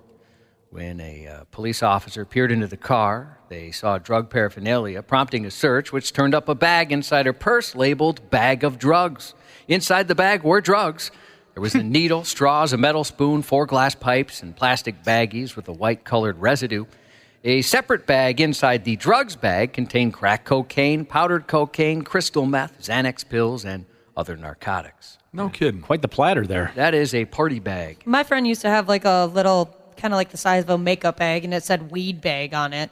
Like, why would you do that? Did they buy it that way? Or yeah. Why would you Did they ever put spend weed money in on it? that? Yes. Really? Yes. That's funny. An inmate was mistakenly released from a New Mexico jail earlier this month. Just like another inmate was accidentally released from that same jail this month as well. and pretty much the same thing that happened when a third inmate was erroneously released before that. 3 inmates mistakenly released from the same jail in Albuquerque, New Mexico this month. Most recently, 44-year-old Desiree Sanchez was released Wednesday. She'd been booked a week earlier on charges related to armed robbery and aggravated battery with a deadly weapon. A man was released July 17th before fulfilling his pretrial service requirements, and another inmate, Anthony Jaramillo, was released July 3rd. A new protocol requiring double checks of inmates' release information was implemented after the second incident, but county officials haven't responded to questions about how another inmate was mistakenly released after those improvements. They don't sound terribly thorough. No, or they just don't care. They want to go over some policies that they got in place there. I wonder if just the employees they're so sick of it. It's like, not my problem. The Office of Professional Standards is investigating all 3 incidents. A man died from a freak wasp attack on a beach in southern Italy, but not from stings, from fear. The 47-year-old was visiting family when he was attacked. Witnesses said the man, who was reportedly allergic to bees and wasp stings, sought refuge in the water. Once rescuers reached him, they realized it was too late to help, initially believing he died from an extreme allergic reaction from being stung. But after examining the body, they found the man died of a heart attack they believe caused by fear. According to estimates from the Centers for Disease Control and Prevention, the annual number of deaths from hornet, wasp, and bee stings in the decade between 2011 and 2021 ranged from 59 in 2012 to 89 in 2017 in the U.S., but far more people in the states die to heart attacks every year. The CDC estimates someone has a heart attack every 40 seconds in the U.S., over 800,000 each year. So it just scared him dead. Yeah, scared him to death. That's crazy. I don't like those bastards either. I think I could live through the fear, but it's been a while. Maybe I'd go downskis too. Yeah, you'd probably be all right, because you're not allergic, right? No. A former California public school district official was sentenced to over 5 years in prison Thursday for embezzling millions of dollars, hiding stacks of cash in a small refrigerator. It's like a movie. Did he have a sign on it that said refrigerator? Stolen cash. Filled with stolen cash. Instead of using the funds for the schools where over 81% of the student body is impoverished, 53-year-old Jorge Contreras spent it on a lavish lifestyle. He had access to district and student body bank accounts, depositing checks into his personal account. He wrote checks to fictitious names and deposited them at ATMs. He concealed the theft with falsified bank statements and records, and even kept cash in a mini fridge. In all, prosecutors said he embezzled just shy of $17 million. Oh, my God. Law enforcement seized approximately $7.7 million in personal and real estate property traced to his fraud, including a home, a BMW, 57 luxury designer bags, most of them Louis Vuitton, pieces of jewelry, designer clothes, shoes, and 8 bottles of luxury tequila. He really was living a lavish lifestyle. Yeah, I can't believe, it's an impoverished school, but I guess the government, he's taking government funds and just using it. $17 million. Like, geez. Don't you stop at some point? I'm like, all right, enough is enough. I'm good here. I can probably, maybe get away with this now, but if I keep pushing it, I'm going to get caught. He's either got giant balls or he's the dumbest person alive. Probably a combination of the two. So he's going away forever. Yeah, sounds that. Well, for a long time. Man, it was fun while it lasted, though. Government money, you're in some trouble. Thank goodness there's residents out there doing their part to bring real criminals to justice, like this next story of Colorado, where HOA members tried to shut down a children's lemonade stand by calling the cops. They complained the kids were blocking the road. Spoiler alert, they weren't. When deputies arrived, they found the children weren't blocking the roadway, but did ask them to move back for safety. As the deputies started to leave, homeowners began yelling, claiming the kids were on private property. Police returned and found no issue with the lemonade stand's location. They determined the property was shared HOA property, and since the children's parents are part of that HOA, they had every right to be there. I bought some lemonade from a lemonade stand the other day. It was delicious. How do you know when you are just the least happy peckerhead on planet Earth. Exactly. You call the cops over the stupid kid's lemonade stand. So messed You have up. no joy at all in your life anymore. Yeah, I can't imagine. I mean, I'd be embarrassed. Like, oh, no, they're going to yell at me at the police station, aren't they? I'm calling 911. So stupid. Text RIDE, RIDE, RIDE, to the Luther Bloomington Kia text line, 651-989-9393. You get a chance to win tickets to Metallica with Pantera and Mammoth WVH Friday, August 16th at U.S. Bank Stadium, furnished by Q Prime. Good luck. That's a hell of a show. Ride, you say? Ride. That's likely a reference to the Lightning. I would think so. Fair enough. If it wasn't, it'd be a weird coinkydink. Jamie Presley is 47 today. Hubba hubba. Terry Crews, 56. Lawrence Fishburne, 63. Arnold Schwarzenegger, 77. Holy cow, I didn't know he was that old. He's up there. We get to welcome the newest member of the sisterhood. Very excited about this. River. Congratulations to Mr. Mechanic Jesus and his, quote, sexy-ass woman. Cool name. I like that, too. Spam Town Bricklayer Jesus texted in for an early 37th, but even better, he said today is a more important day for him. For the first time in 24 years, he's 6 months clean and sober. Oh, awesome. Yeah, happy to hear that, brother. That's huge. Happy 46th birthday to Tracker Driving Jesus from Mankato Hockey Season Ticket Holder Jesus. Mankato Hockey Season Ticket Holder Jesus. That's right. That's who texts that in.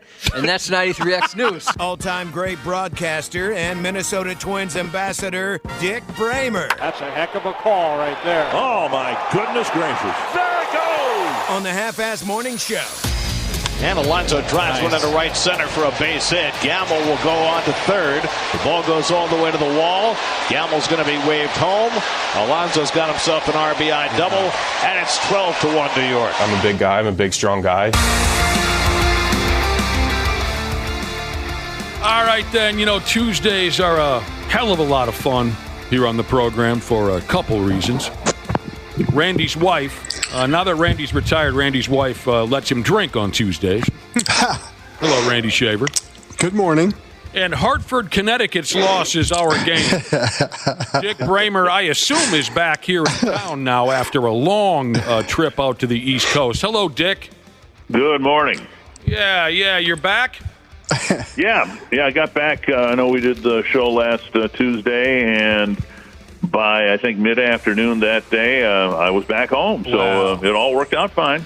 That's great. It's great to hear your voice again. Oh, we got plenty to cover here, talking Twins baseball. Well, first things first, it was, my God, Randy Shaver, can we pot down Randy's microphone? It sounded like he just crawled. Sounded like Randy just crawled into my body and took a deep breath. Sorry, I'm trying something new today. It's okay. What, Lamaze glasses? What was that? I have a different microphone set up today, so. Okay. I didn't mean to blow up at you. No, that's fine. I really didn't. If it doesn't work, let me know. All right. We'll talk to you. One of the biggest whoopings, that's the biggest whooping the Twins have taken all season last night, right? And it all looked, it got off to a good start, and then Simeon Woods Richardson had all sorts of problems and got kind of knocked around a little bit. A lot of the hits were soft hits, but they all count. The biggest whooping that I can remember, at least. And every team has to endure a handful of these type of ball games during the season. The New York Mets just pumped away at the Twins to the tune of a 15-2 ball game. You heard Pete Alonso there in the intro. He homered to start what was a 6th-run 4th inning, and it was kind of more or less the beginning of the end right there. The Mets batted around twice in a 3-inning span. 17 hits they put together. Damn near every starter for New York had at least one RBI. This was my first time watching the New York Mets this season. I try to steer clear of New York clubs, but they do have a really good friggin' lineup, don't they? They don't strike out much, and they seem to adapt pretty well the second time through the batting order. Alonso started the big uprising with the home run, and then, it's a lot of, as I said, soft hits, opposite field hits, but that's a sign of a good lineup. Yes, it is, Dick Bremer. Their starter, Jose Quintana, same guy that was with the White Sox for a number of years. Oh, yeah. Yep, and then he's doing the same stuff, 60 feet 6 inches to home plate, and for 55 feet, it looks like he's throwing nothing but strikes. But then you look where the pitches end up, and he didn't throw many strikes. But the Twins kept hitting the top half of the ball a lot. And, again, it got off to a good start with a couple of opposite field hits. I really loved Byron Buxton's first hit. Just like he took a quarter swing. He had 2 strikes, and he just wanted to hit the ball. And I think the more we see of that from Byron and the other Twins, the more we'll see this Twins lineup be ready to do what the Mets did to the Twins last night. So it was kind of a miserable night. We did have some fun, and that was watching Matt Wallner make his big league pitching debut. Where he, I think he kind of hovered around the 45-mile-per-hour mark, which is always fun when the position player gets a crack at it. And he can throw 100 miles per hour. Yeah. I mean, if I went out there and threw 45, I'd be pretty proud of that, right? But, yeah. This guy can throw 100 miles per hour. We've seen it from the outfield, and he was a closer at a good program in college. But they must have told him, hey, look, just throw it over. Let's get this over with. Yeah, don't hurt yourself out there. You're too valuable to throw your arm out in a 15-2 ball game. So he just kind of looped it up there to the plate and tried to get the boys out of there. Yeah, back in high school, he used to be a pitcher, too. Didn't Dick just say that? Yeah. Oh, Okay. I missed that. In college, yeah, no. I mean, he was a legitimate closer in college, and I think, and it makes sense, right? I mean, I think they value Matt's future in the organization, and what you don't want to have happen is what happened like 30 years ago, where the Rangers put Canseco in, and he tried to throw a knuckleball and blew his shoulder out. So you don't want to do that. So he was told just to throw it over and let's get to the spread in the clubhouse. All right, so Jose Miranda not in the lineup, but he seems to be doing fine after taking that shot to the skull. Maybe we'll get a chance to see him during tonight's game. David Festa will be on the bump for the Twins tonight, and he sure looked good a couple games ago. Oh, right. He dumped a bunch of strikeouts on somebody, now I'm forgetting. It was part of a bullpen game for the Twins. Yeah, you're right. Pitched like 4 innings. Yeah, he looked good. And it kind of backfired on the Twins because they had Okert start, I guess, and because of all the left-handed batters on top of the Tigers lineup, I guess, or no, the Phillies lineup. And so Okert leaves with 1 out and 2 men on base, and the very thing they were hoping to avoid for Festa, he had to inherit, and he got out of that jam in the first inning, and everything that followed was fine, but that he was able to come in as a relief pitcher at the beginning of it. It wasn't even the middle of an inning. There's only 1 out and 2 guys on, and he got out of that, and that was probably the most impressive thing he's done so far. Mm-hmm. All right, let's blow through this real quick. The Comcast Xfinity battle with Diamond Sports is apparently over. Dick Bremer and Randy Shaver. It's about time. Great for the fans. It's always should always be about the fans, and now having been closed out for a couple of months, whatever it's been, now they'll have the opportunity. And I don't know the particulars, but apparently they're on a different tier. And people might have to pay a little bit more for the tier, but they get the first couple months free or something like that. I don't know. Don't hold me to any of that. But the bottom line is Twins fans will be able to watch their team again, and that's a good thing. Absolutely. I think the deal is by Thursday everything will be up and running again so we can move on from that friggin' drama. I did get a couple of texts from people saying, well, it's still not going to be in my neighborhood or this or that. Total nightmare. I'm sorry if you're left out in the cold still. This stuff sucks. It is what it is. But it sounds like this at least is a pretty big step in the right direction.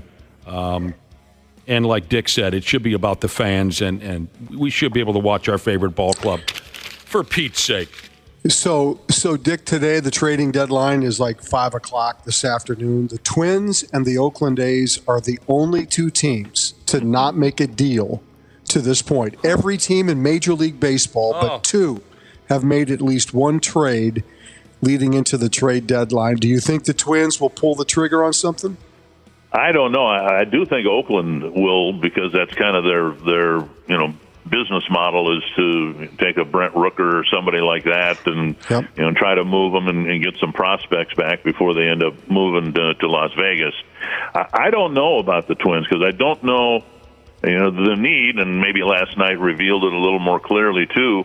You can always use good relief pitching, but the thing that I keep thinking about is Louis Varland's doing okay, no better than that as a starter in AAA. The one role that he really succeeded in was about this time last year. They had him pitch out of the bullpen, and if that's their plan, and I certainly don't know that that's the plan, but if they want to do that again this year, well, then they've got an effective late-inning guy who at least last year could come out of the pen and throw 98 and get people out. So maybe that will be, if they don't make a move, maybe that'll be one of the reasons that's what they're considering to doing again this year. Would you be disappointed in the club, Randy and Dick Bremer, if nothing is done? Yeah, I would. Yeah, okay. Yeah, because they're in contention. They're a wild card team right now. They're still in contention to win a division. Dick's right. They've got some spots in the pitching staff that it'd be nice to see them fortify those a little bit. But as we've talked about the last few days, there's this ongoing discussion about salary restrictions. And does this team, have restrictions that doesn't allow them to pull off some sort of trades? I thought I saw yesterday where the Twins had made a deal for Jack Flaherty of the Tigers, and then management said no. Now, I don't know if that's true or not, but that's kind of the point that's been made on social media the last couple of days as to why the Twins are not making a deal, because they don't want to spend any more money. Now, I don't know if that's true or not. If that is the truth, that's a shame, because Twins fans have been through enough already. But personally, I would be disappointed. I think they need to make something happen. All right. What about you, Dick? Well, I always get concerned because, for one thing, I've tried to make it a practice in my 40 years working for the team not to try to spend somebody else's money, and I'm certainly not going to do that now. But I get concerned because you just look around baseball and what the Twins gave up to make the trades that they made, whether it was for Tyler Mahle, and so you give up cornerstones really for the Cincinnati Reds moving forward, and you didn't really get much in return, and so that's the risk you take this time of the year. It's eyewash, and it really sounds good saying, "Oh boy, we really got to." We've really got to improve the team, but look what you've given up. You want to give up Brooks Lee to get somebody for 2 months and maybe of course not. No, right? No, of course not. And those are the names that the Tigers and everybody else would be interested in. I don't know, and it's unfortunate, but I don't know what market there is right now for saying Alex Kirilloff. He's been hurt so much. So what are teams going to give up to get somebody who I think still has the potential to be a really good hitter? But if the other teams don't express interest in Kirilloff, Julian, whatever, well, you're not going to get much in return. Most of these deals don't work out, but fans always want to see them made. Mm-hmm. And eyewash is a good term. I like that, Dick Bremer. Go ahead, Randy. You got something? I was just going to say that's not always true. I mean, the Twins made deals that in the past have helped them. Don Baylor comes to mind. But Randy Shaver, put together a list of, say, 25 in the last 30 years for the Twins. Most of them didn't make a damn bit of difference. Well, I don't have that in front of me, so I can't say yes or no. Dick would know better than I would. Shannon Stewart, Don Baylor. Is that the end of the list, Dick Bremer? Well, and then those were really good trades, right? But, I think last week, didn't we talk about the Tigers giving up John Smoltz to get Doyle Alexander, right? I mean, but at the time, the risk of giving up a really, really good prospect, and getting some, good production from, in that case, Doyle Alexander, but then long term, what have you sacrificed? It's a tough deal. Yeah. I would like to think that the finances aren't as big of a factor as some people believe, but they've got a deep organization, and I would think there would be some interest in some of the players that the Twins have coming up through the system, and it's just a question of what the return would be. Well, one of the things that's worrisome to me is I saw yesterday where the Cleveland Guardians are interested in Tarek Skubal. And if they make a deal to get Skubal, that would be devastating for the Twins. Because Skubal is, he's the American League Cy Young winner right now for the Tigers. And the Tigers are done. They have fallen off the map here the last few weeks. So it's things like that. Maybe it's the Twins stand pat, but everybody around them is making, for good or for bad, making deals to make themselves better. Kansas City's done a few things. Cleveland traded for Lane Thomas last night to fortify their outfield. I'm just saying, You want to see something done. I get it. I would like to see them find a way to fortify their starting pitching staff. Okay, does this do anything for you? The rumor I heard yesterday is the Twins are going to make a trade for Cal Quantrill, who we were just talking about a few days ago.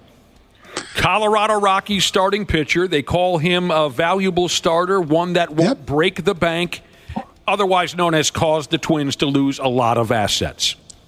He's a very serviceable veteran pitcher, yes. And sometimes he loses his cool out on the mound and hollers at other batters. I don't think I want to tell that story. I don't want to tell that story again. Dick, did you hear about the dust-up between Cal Quantrill and a member of the Oakland Athletics? I don't believe I did. I don't think I want to share that with you on the air. Look it up if you like. Quantrill was on the bump the other day against the Athletics, and he had kind of a meltdown at an Oakland Athletics player. I'll let you, on your own time, look up why Quantrill was yelling at this kid. But the overall vibe here is he's been a serviceable pitcher for the Rockies, and he won't, demand a really valuable asset in return. So that is and now that we mentioned Shannon Stewart, I got to tell my Shannon Stewart story again. What year was that? Anyone? 2003. 2003. Shannon Stewart comes over here from, I believe, Toronto. Was it not, Dick Bremer? Yes. Yep. Mm-hmm. And he just caught fire, and it was a great story. And the Twins made a nice run in the playoff. I was living in Rogers, and I was living in a townhome community, and my immediate next door neighbor was this younger guy with his young wife, and he was a massive Twins fan. He would put a big screen up in his driveway, and we would watch the ball games and have a riot. And this guy would just get real drunk. And one night, this was during that 2003 run where Shannon Stewart was just tearing the league up, and the guy gets real drunk, and he takes out a can of spray paint, and he spray paints on his driveway. Shannon Stewart, number 23, Twins number 1.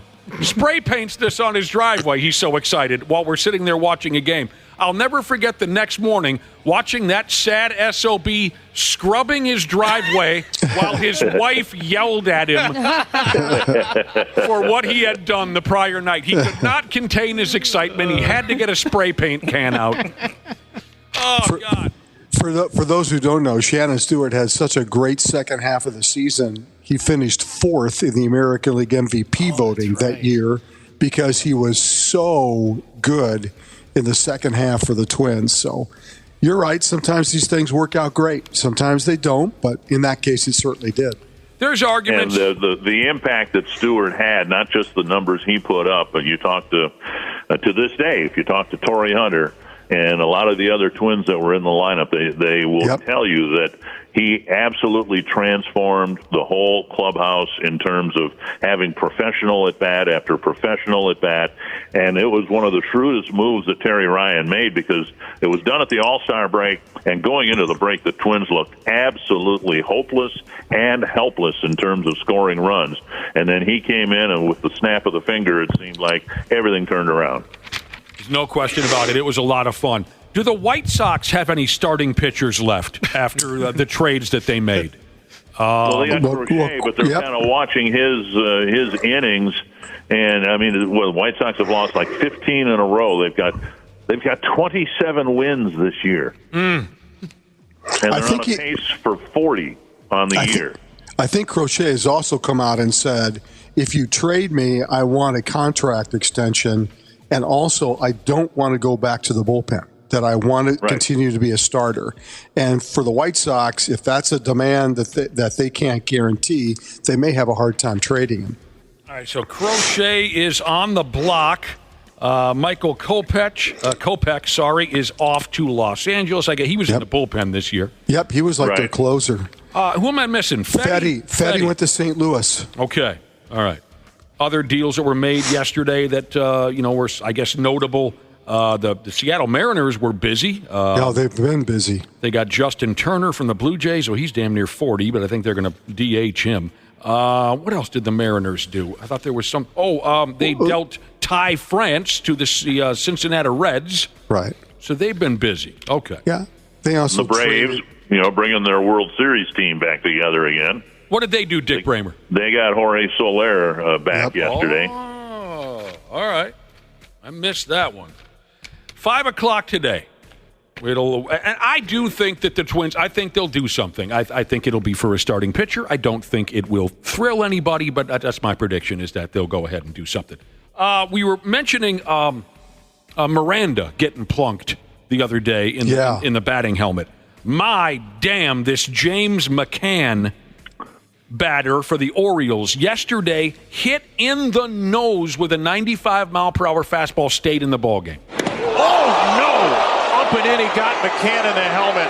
James McCann is the second Oriole to be hit in the head this month.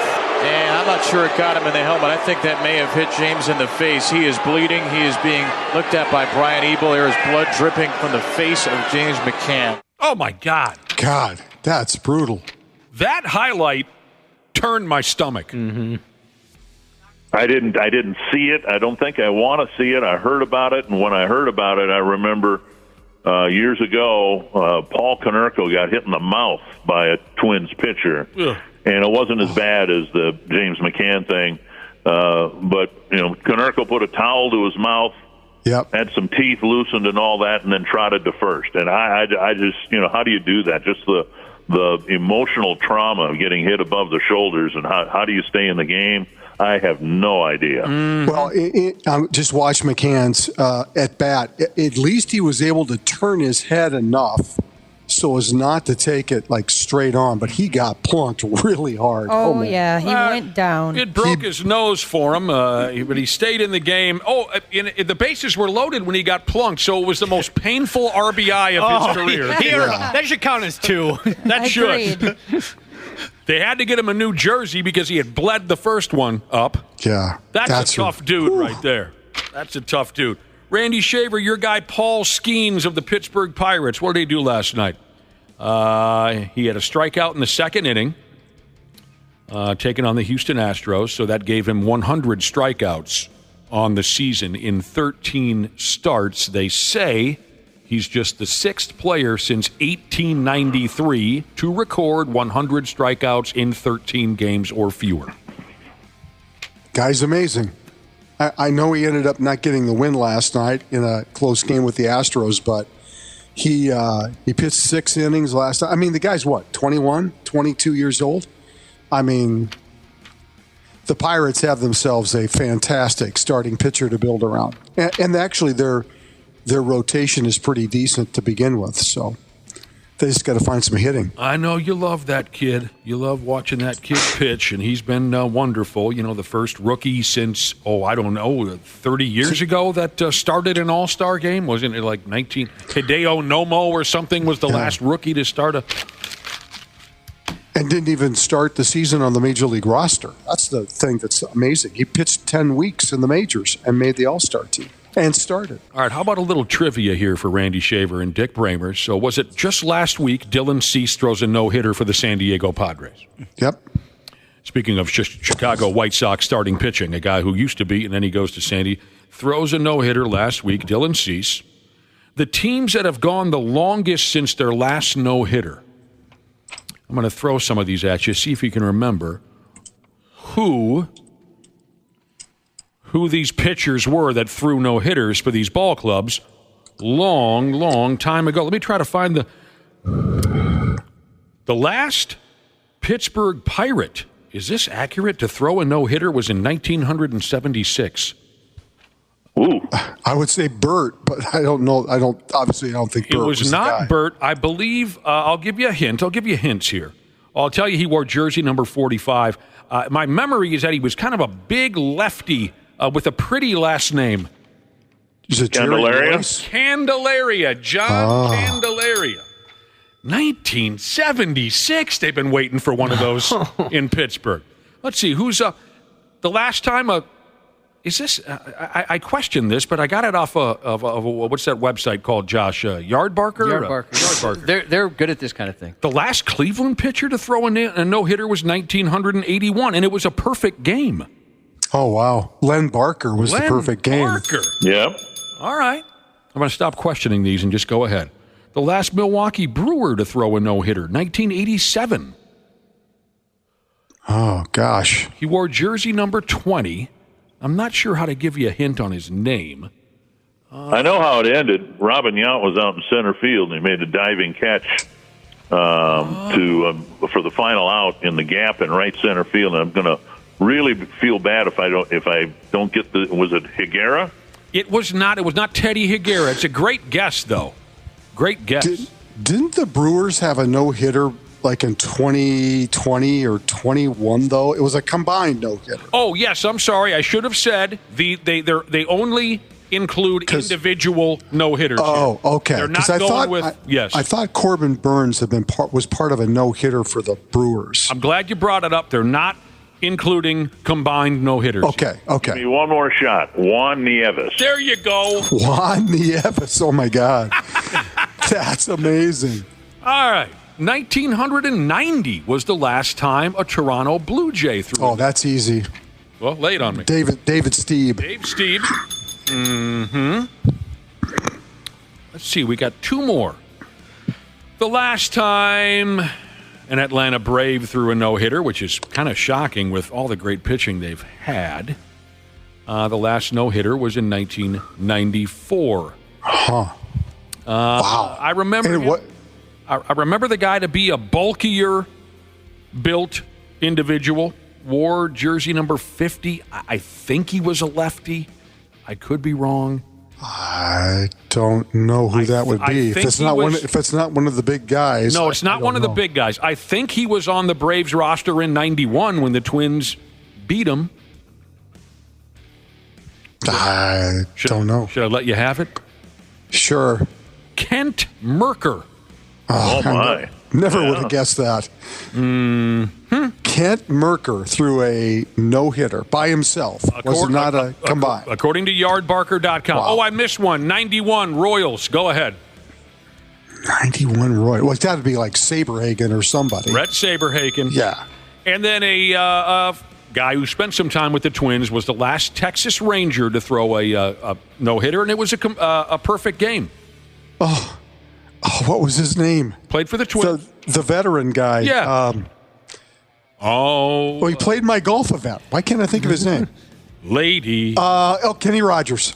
I'm your knight in shining armor. Sing the rest of it. Kenny Rogers. And I love you. Yes, Kenny Rogers. Yes. I was kind of surprised to read that many teams have been, and fan bases have been waiting that long to see a no-hitter. It's been a while for the Twins now, too. It's Liriano, isn't it? The last no-hitter? Yes, which was 2011? Yeah, something like that. And then some of the other notables. He went into that game, I remember it was in early May, and it was in Chicago, and he went into that game with an ERA of over 9. Which goes to show you never know, right? No. The last New York Met was Johan Santana. The last Tampa Bay Ray was Matt Garza. Oh, former Twin. Did I get the? Sometimes I get his first name wrong. Was it Matt? Yeah, it's Matt. That's right. Matt Garza. Who's the other Garza that I? Anyway. Luca Garza. Yeah, that's good. No, really, Dick's right. I'll watch the Timberwolves and I'll refer to Luca as Matt and Matt as Luca. AJ Pierzynski says he's not interested in managing the White Sox. Dick, do you think AJ Pierzynski would make a good manager? Oh, boy. I think in the short term, maybe. I don't know about the long term. AJ's an interesting character and a very strong personality. And I don't know where long term there's a place in the game for someone like that right now. I honestly don't. I don't mean that as a detriment to AJ. I think he's done great as a broadcaster, but it's a different game managing now, even from when AJ played. You're right. It seems like it anyway from the outside. Listen, I was in Chicago all week, had no discussions about being the manager. Would I take the managerial job? I would love to interview for it or possibly have an opportunity to try to fix this organization because it's not good right now, or at least help fix it somehow. Yeah, this is interesting to me that this kind of came out of nowhere. I agree with you, Dick Bremer. I think A.J. Pierzynski would very much be a my way or the highway type of a skipper, and that doesn't work much anymore. It just doesn't. And in his comment, he talked about the organization. It's beyond. They're so bad. It's well beyond what they run out there on the field every night. They've got some major organizational reorganization to do, and Chris Getz is just getting started as their they're a top baseball guy, and I don't know what direction they're going to go, but my gosh, it's just, I don't know how they can draw what they draw, 12,000 a game or whatever it is, because it's got to be, they've got a run differential of minus 222. Jesus. That's amazing. That's more than 2 runs per game. They're behind 2-0 before the first pitch. It's kind of fun having a total disaster in our division, isn't it? Especially when it's in Chicago. Yeah, I've said this before from the time I was a little kid. I couldn't stand the White Sox. It's irrational. It doesn't make any sense. So every time I look at the standings inside, there's a little bit of a chuckle for me to see them struggle so much. Shouldn't be that way, but that's the way it is. I'm with you, Dick Bremer. Don't apologize. That's how we're wired. So, Dick, let me ask you, because I read stuff early in the baseball season about how bad the White Sox were going to be, and that management in Chicago is considering or thinking about, or there's been some talk about this team moving to Nashville, actually leaving Chicago and moving to Nashville. Do you think there's any validity to that? Do you think it's even possible the White Sox could leave Chicago? It's possible, I suppose. I mean, who thought Minnesota would lose a hockey team, right? But it's all part of a, believe it or not, and they just opened up that ballpark in, 91 or whatever it was. But it's all part of the attempt to get another new ballpark for the White Sox in Chicago. And if they don't get what they want, then they're going to try to leverage what they can, and part of the leverage plan is to threaten to leave. We've gone through that before, and I'd find it really difficult to believe that baseball would let that happen. They're in a bad ballpark in a bad neighborhood, and they're trying to get out of there, believe it or not, and I'm not sure where they're going to get the funding for it. Baseball in Nashville, huh? That ought to be something if it really happens. Well, hey, we almost moved to Mayberry a few years ago. That's true. Yes. All right, Dick, we had you working overtime this morning. We appreciate it very much. No problem. I think we do it again next week, right? Yep. Yeah, we'll be here. All right. Thanks, buddy. Yep. Take care. Dick Bremer's with us every Tuesday talking Twins baseball. Music has been taken out of this portion of the Half-Ass Morning Show podcast for licensing reasons. Kenny Rogers. He was a beautiful singer back in the day, wasn't he, Josh? Yeah. Handsome guy, talented dude. Oh, my God. Didn't have a bad slider either. No, he had a good slider. Yeah. And he could make your aunt just remove her pants and underwear. A lot of our aunts would listen to his records without any bottoms on at all. That's true. It made it uncomfortable because I grew up in the same house with my aunt, and you're not wrong. Anyone ever been to one of his roasters? I've always wanted to go to a Kenny Rogers roaster. Are they still around? I don't know. What, he sold chicken, right? Yeah. I don't know. It rings a bell. I think I might have hit it up. Did you? Once or twice back in the day. Yeah, I think I did. All right, Randy Shaver, here's what happened at the Olympics, as Ashley calls them, the Olympics. Team USA snagged 8 more medals. No gold medals. But what did they do? They got a silver and a bronze while riding around on skateboards. They got a silver and a bronze in women's swimming, men's fencing. And the men's gymnastics team took a bronze, which is a big deal. They hadn't medaled since 2008. It's a home run. Oh, my God. The drought is over. Team USA, they will be on that medal stand. Olympic medalist Steven Nedorozic, you did your job.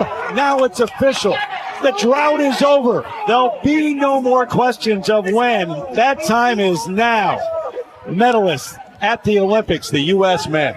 At one point in your life, I hope everybody in the world gets to experience something like that. Wow, that was very exciting. And everyone fell in love with the dude with the glasses. Yeah, pommel horse man. Yep, everybody's in love with him. Randy really cool Shaver, thing did you see the dude with the glasses? I saw some of the replay. I did not see the actual event. What were you saying, Ashley? He's actually like an engineer of some sort too. Like Well, he he's looks a really like an smart engineer. kid, which Oh. is cute. He goes to Penn State. Yeah, he looks like he could out homework quite a few people. The dude had these big, fat-ass, thick glasses. Reminded me of a cousin of mine. Has had big Coke bottle glasses since he was 2. And it was just fun to watch. He steps up. I got lucky. I had just turned on the television, and they're saying, well, this is it. He's going to ride the pommel horse or whatever. And This is all he does. This is the only event. And he stands up with these dorky glasses on, and I just started laughing. Then he takes them off, and it looks like he couldn't see Dick Tracy. Do you think that helps him? I don't know. I don't know. So then he doesn't have to look around and see everything. Far-sighted, short-sighted. What I don't know, but he gets up on that pommel horse and he spins round and round and he clinched the medal for and everyone's loving this kid. He said that he uses just being able to feel with his hands makes it a lot better. Like if he said if he sees it, he doesn't think he'd be as great. Oh, Stevie Nedorozic. No, Dorka sick. I don't know, man. Yeah, your guess is as good as mine on that last name. He was fun to watch. He was cool. Yeah, it was. He looked so nervous beforehand. Yeah, They kept showing him on TV. I'm like, oh, just get away from the kid. He's so nervous. The U.S. women's basketball team only beat Japan by 26 points yesterday in their first game. They've now won 56 games in a row dating back to the 1992 Olympics in Barcelona. Wow. They win every time they go out there. They do. Okay. That's why that Caitlin Clark thing was kind of, for a lot of reasons overblown, but it's not like they're going to need her necessarily. No. They do pretty well themselves. It's like the Jason Tatum situation again. It's like, oh, why didn't we play him? Well, we didn't need him. Yeah, whatever. Give the guy a break. I had an absolute blast, though, watching the skateboarding street finals. Dude. Oh, my God, that was so much fun. Oh. It came down to the last couple runs. Exhilarating. I'm glad you enjoyed it. I didn't watch any skateboarding. Can you do any of those moves? Oh, absolutely not. I can barely skateboard. None of? Oh, I thought you were a skateboarder. Snowboard. Okay, so it's totally different for you? Oh, yeah. So you got that nipple ring for nothing. You can't even skateboard. Yeah. Yep. All right, real quick. We'll get back to the Olympics. But last night, Raw, WWE Raw was in town. And a listener just sent me a picture that it was apparently taken backstage at last night's event. And it's a picture of Jesse the Body Ventura shaking hands with CM Punk. Oh. Oh, boy. Why would he do that? I can imagine that interaction. Yeah. Well, nice to meet you, son. No, it's CM Punk. Yeah, nice to meet you, Punk. The Body wearing a fanny pack was at the show last night. Yeah, I've seen him with that look before. Chase Budinger won his first, former T-Wolves player, Chase Budinger won his first beach volleyball match as an Olympian, and we're all terribly proud of him. Budinger with a fake. Evans puts it away. Put it away. He's pretty good at volleyball.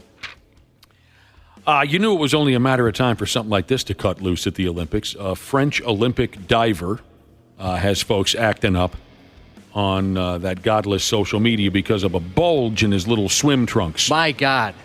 Just settle down, Josh. Check it out, Randy. It's on 93x.com. You're gonna have the same reaction. This was more. I felt assaulted. It looks like he keeps a socket wrench in his swim shorts. Yeah. Seriously. I felt like I was a victim of something after seeing that. Jules Boyer is the kid's name. I think I got that right. Good Lord. So pictures of...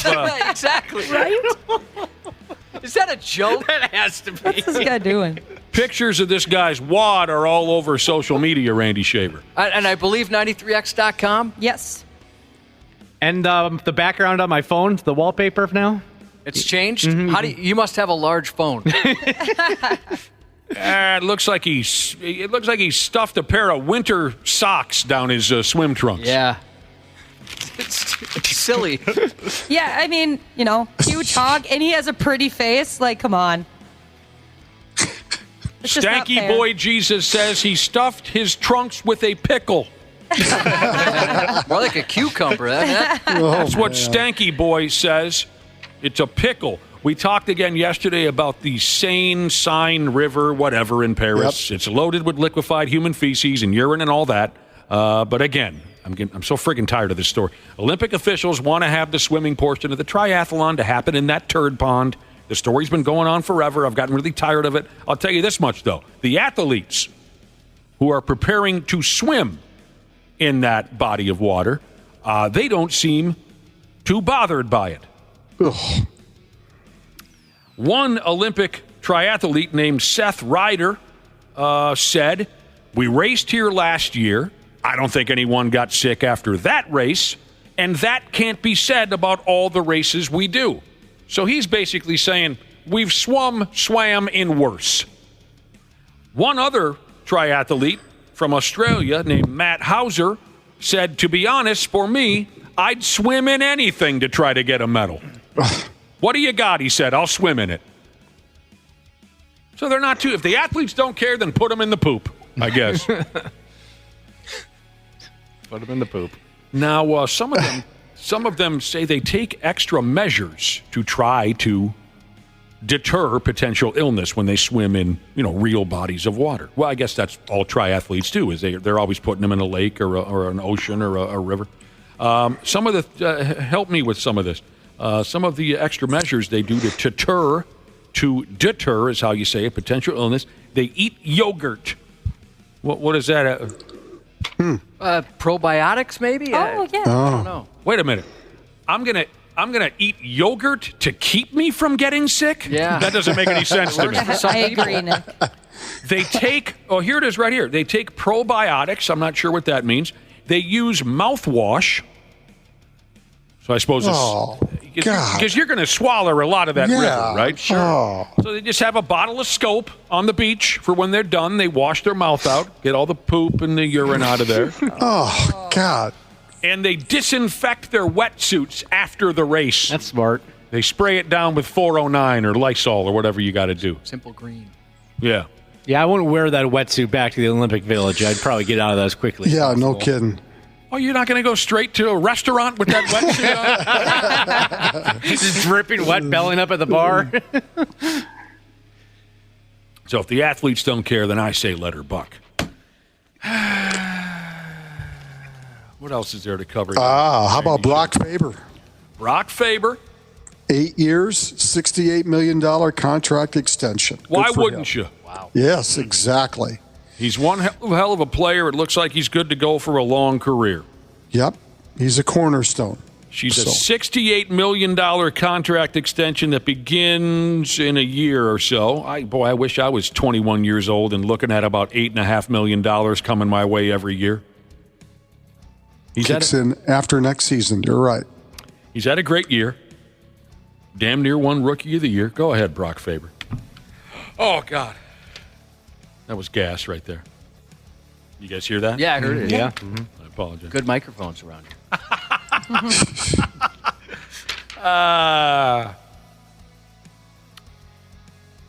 One more note here from the Olympics, and then we can continue on tomorrow. Oh, I saw a video of Anthony Edwards having a good time at the Olympic table tennis tournament. Yep. That was fun to see. Saw that. Yep. I like that he's kind of embracing the whole, everything that has to do with the Olympics. That's the way it should be done. There's a gal here, probably not news to some of you. There's a gal here from... Where the hell? Here it is. Yeah, a gal here from St. Cloud. There's a gal at the Olympics from St. Cloud named Elise Willoughby. Yeah, she's a cyclist, right? BMX? BMX racing. Sweet. Yep. She's competing in her... Boy, she's done this before. How many times? I think this is her third Olympics. Is that fourth. Right? This is her fourth. Okay. Elise Willoughby rides a BMX bicycle. This is her fourth Olympics. And she's got competitions coming up Thursday. They're having big parties up in Waite Park and whatnot from where she came from. So she's going for it again. Fourth Olympics in the BMX bicycle racing. It says here her family turned a park in St. Cloud into a joint called Pine View Park BMX, which is one of the top BMX facilities in the nation. Wow. That's awesome. So, who of us was the best BMX rider? Because I know we all did it when we were kids. Who of us had that skill set? I absolutely did not. No? Nope. I was pretty good, I but was decent. I had buddies that were pro, so I couldn't compete with them, obviously. There's two They were particular... legitimately professional? Legitimate, like in magazines, everything. Oh, well, Christ. And then one of them went you on... must have learned some from them. Oh, absolutely. You learned how to do They made me way better. Stunts so and sweet. whatnot? Yep. What's the most dangerous stunt you ever pulled off on a BMX bicycle? Well, we did a lot of ramp stuff, including one where I told you a friend of mine scalped himself. That was disgusting.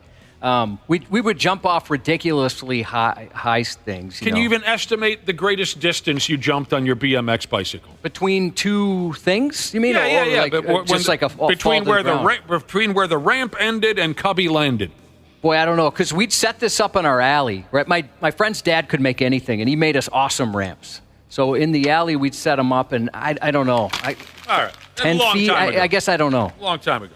I'd have to, if I could see it, I could tell you, but I couldn't. I never took many chances on the BMX bicycle either. Randy That's Shaver, all we did. You kept it pretty low key on the BMX bicycle?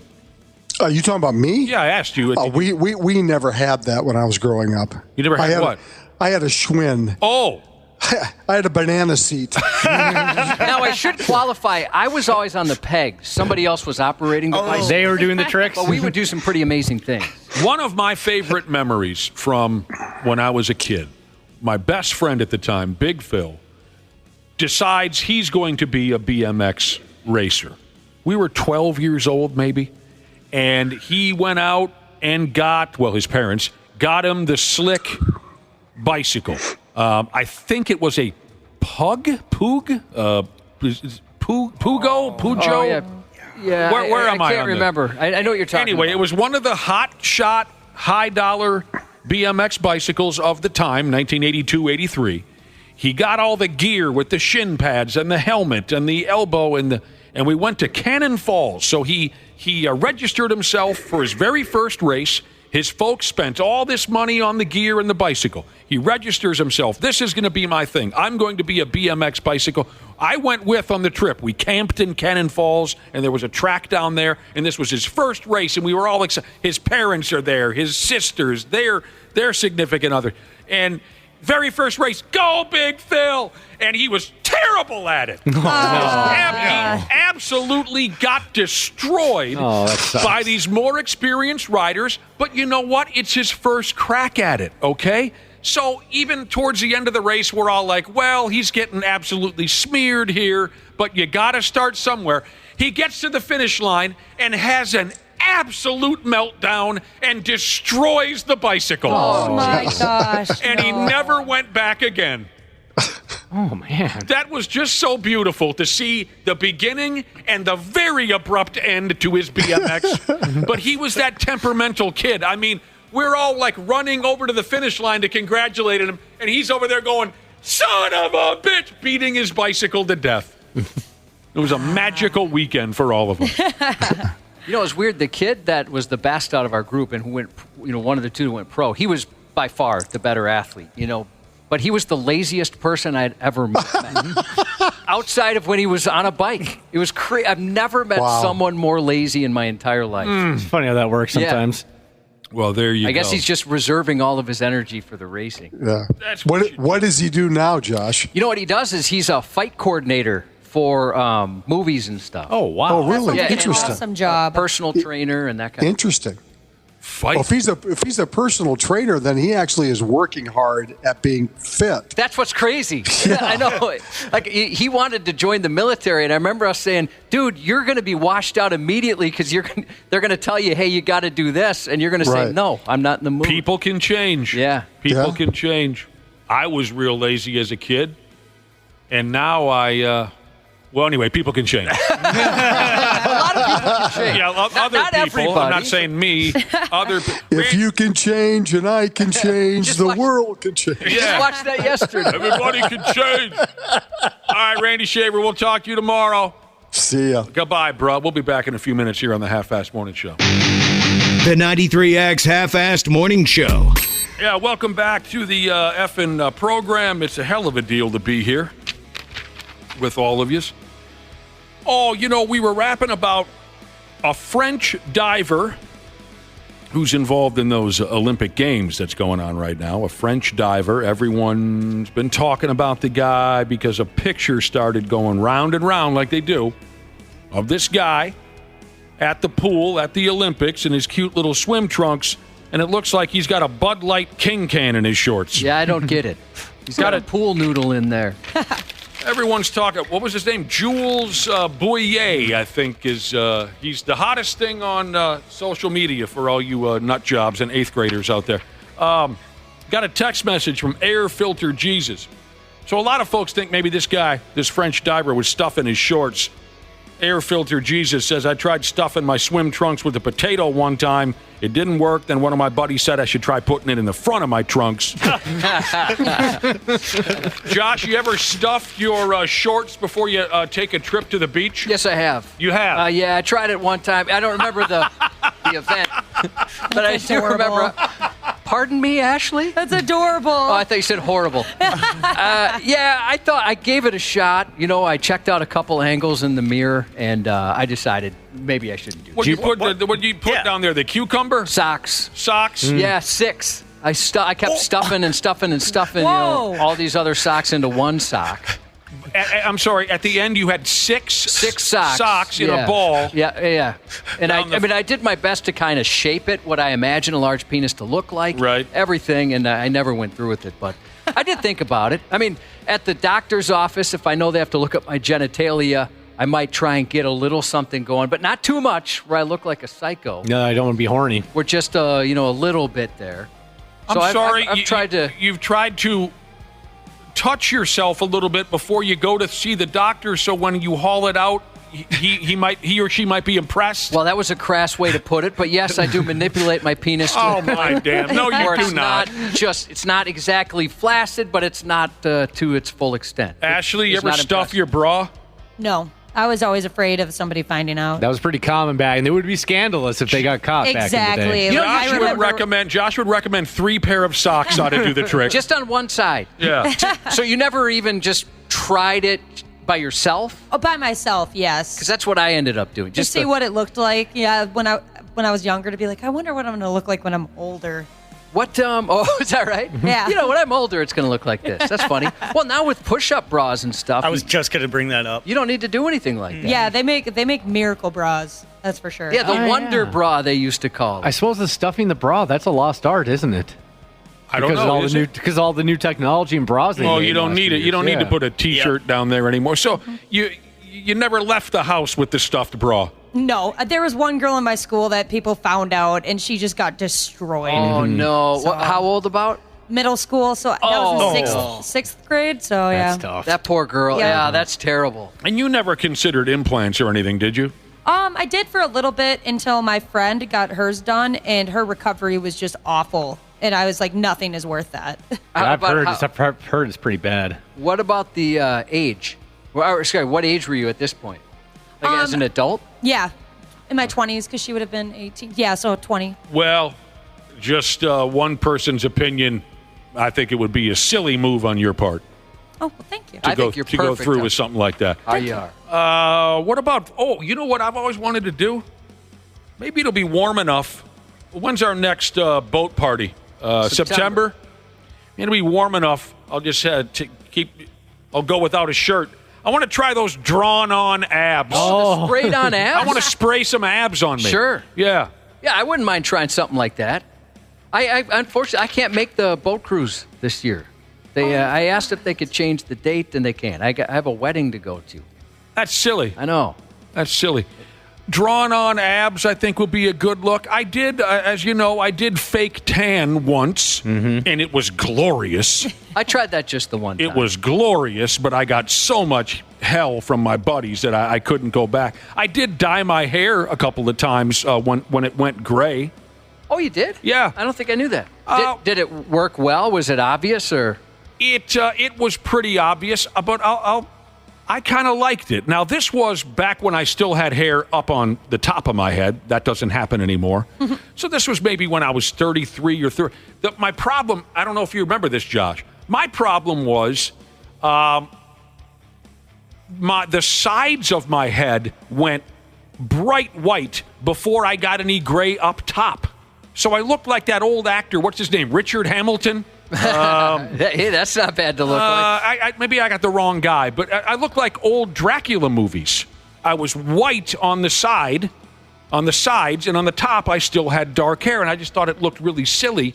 So I think it was twice. I ran some of that shoe polish through the sides of my hair, and then, of course, I had to match it up with the top, so I ended up smearing it all over, and it was a pretty deep black, and I have to say that I kind of liked it and thought it was passable until I think the second time I did it, I was at a bar gig with a 93X intern, and she said, "Oh, you dyed your hair, huh?" And, no. Well, no, there's nothing wrong with that. She didn't say it looked good. She noticed, and I thought, well, if she noticed, then maybe a lot of other people are. Yeah, so I quit right then and there. There's some people that you still see, even with modern technology, where you're like, dude. I mean, the hair and beard, it's too black. Yeah. I saw one just the other day. They go for the cheap stuff, right? Yeah. They go buy the little box of, Gray Away or something. You noticed someone at a meeting? Oh, yeah. That was crazy. Yeah. That's, I guess, the key to it all. If you're going to correct gray hair, is just to try to make it subtle. It's easier said than done. Candy Sheezus said she had a breast reduction last September, went from a triple D to a C. Best decision she ever made. She said you can barely see the scars now. Dana just handed me a note that says, "Pixar, it didn't happen." What does that mean? What is that in reference? Oh, I forgot. Dana's got the hair implants. Yeah, I do. I got, they took a big row on the back of my hair and put it back up on top. When's that going to start growing in? It already has. Oh, it has. If you say so. Anyone thinking about lengthening their legs? No, I've heard that's very painful. I wish I could, but without any of the pain. When we first talked about that, the first time we ever heard about something like this, if it wasn't such a terrible process and so expensive, I absolutely would do that. Same with penis lengthening. I do both. Dana, can I just have some of your legs? I don't think you need to be as tall as you are. Yeah, it's stupid, Dana. Yeah, it's pretty dumb. You haven't earned that.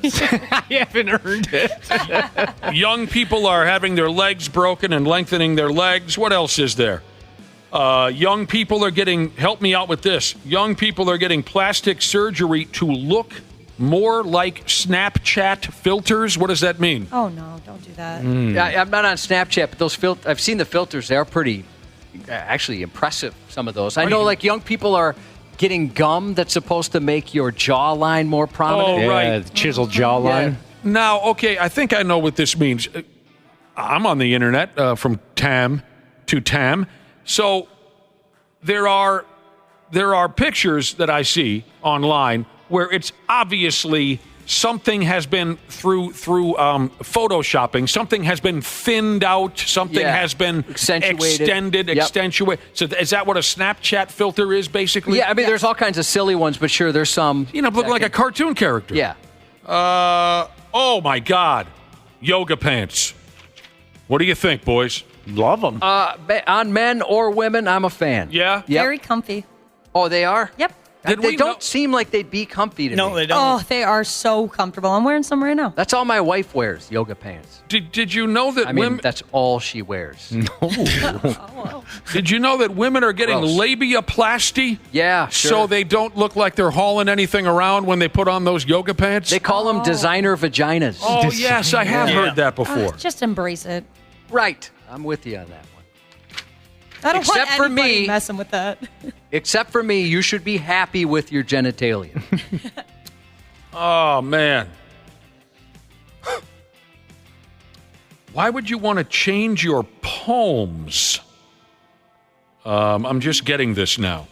Maybe they sweat too much? As we've started a conversation here on the fly about different, I guess, plastic surgeries. What's the more kind word about it? The kind word for Cosmetic? it. Cosmetic, thank you. Surgery, things you can alter, remove, lengthen, shorten. Changing your palms. Yeah, I wonder if my it's God. the sweat or something like that. Well, no. Honestly, decent guess, Wapple. People are changing their palms to try to control their destiny. Oh, man. No.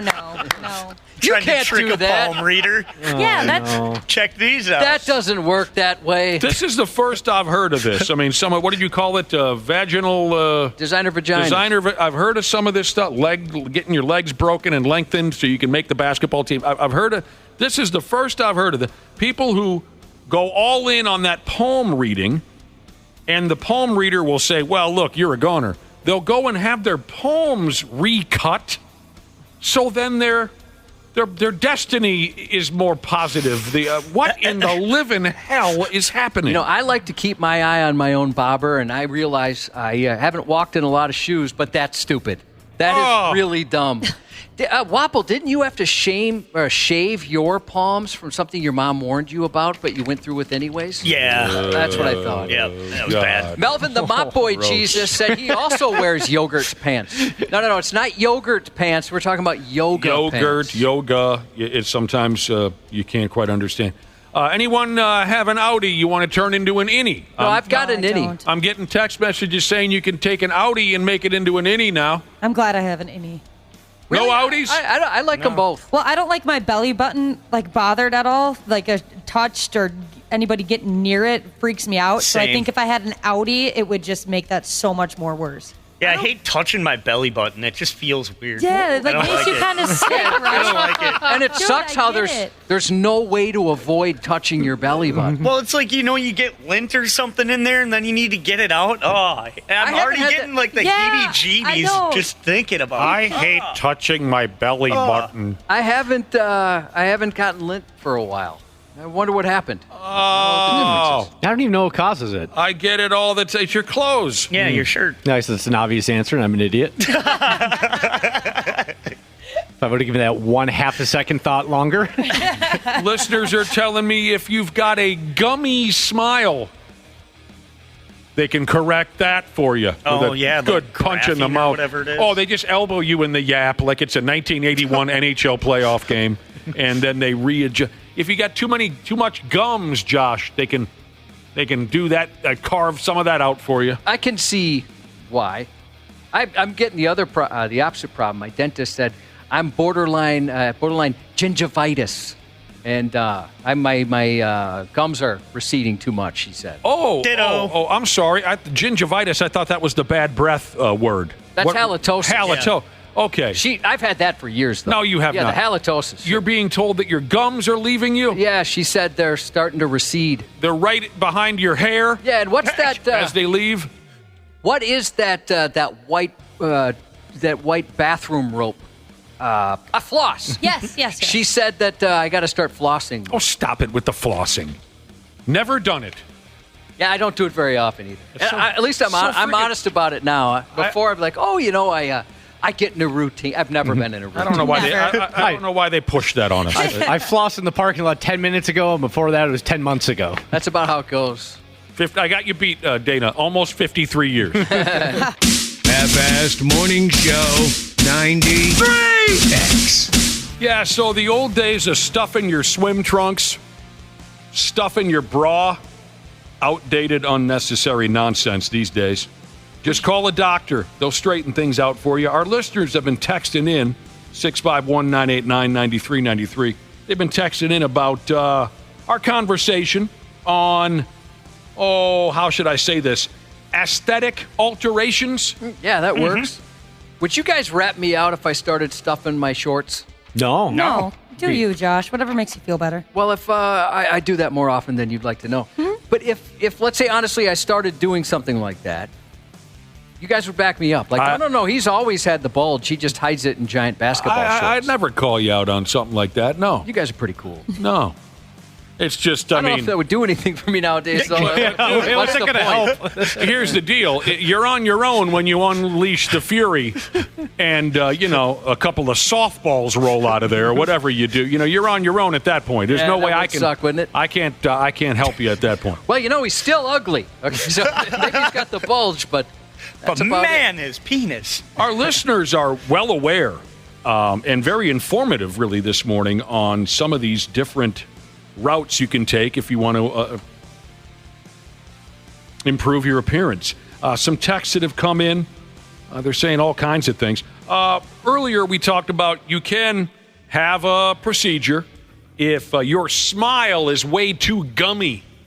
They'll just get they get like a hot poker up in there and they burn away some of your gums so there's an equal amount of gums and teeth, whatever they do. Full Turbo Jesus said he broke up with a gal years ago. He broke up with a gal because she had a gummer smile.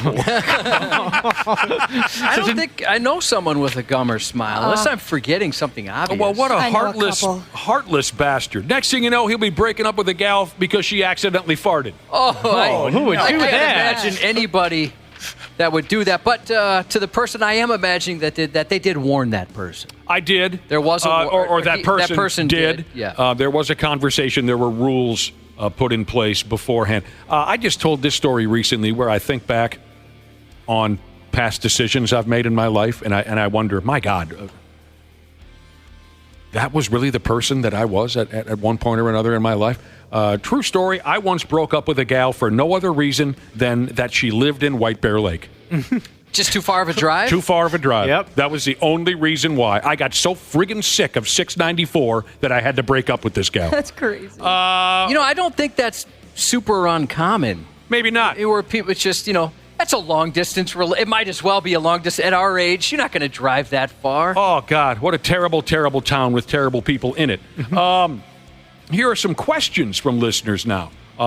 Chemical Sales Jesus wants to know if there's any kind of, Dana, you might know this with your brand new hairdo. Yes. Are there procedures to correct a cowlick permanently? Oh, that's a good question. I had one. I'm sure there's something that can be done.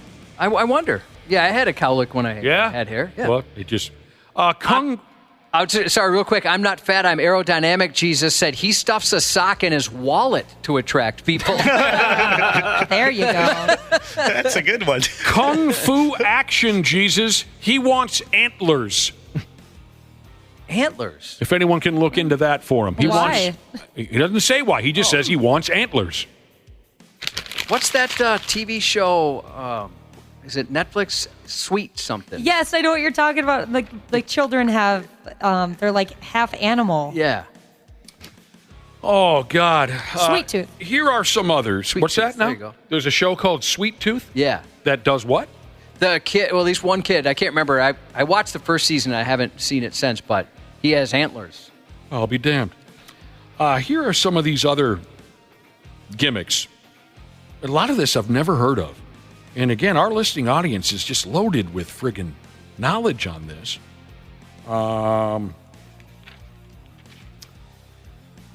Liposuction for your knees. If you think you have fat knees. Well, mine are just razor sharp, bony, terrible looking. Mm-hmm. I guess I never really looked at my knees Some in that folks, way. they even will get the liposuction. Mine's just like kneecaps. Surgery to fix what they call here golf ball chin.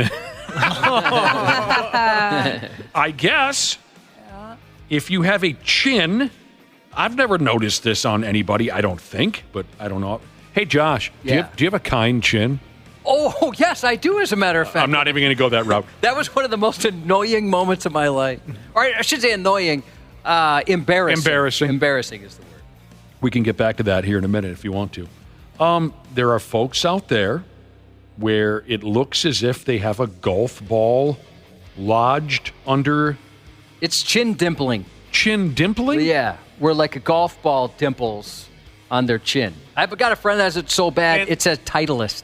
Oh, my God. Right across his chin. And then they remove that for you. Or they fill it in. They sand it down. Yeah, I'm not sure if they sand it down or fill it in or what they do. Earlobes? Oh, man. The Bourne family rules the earlobe department.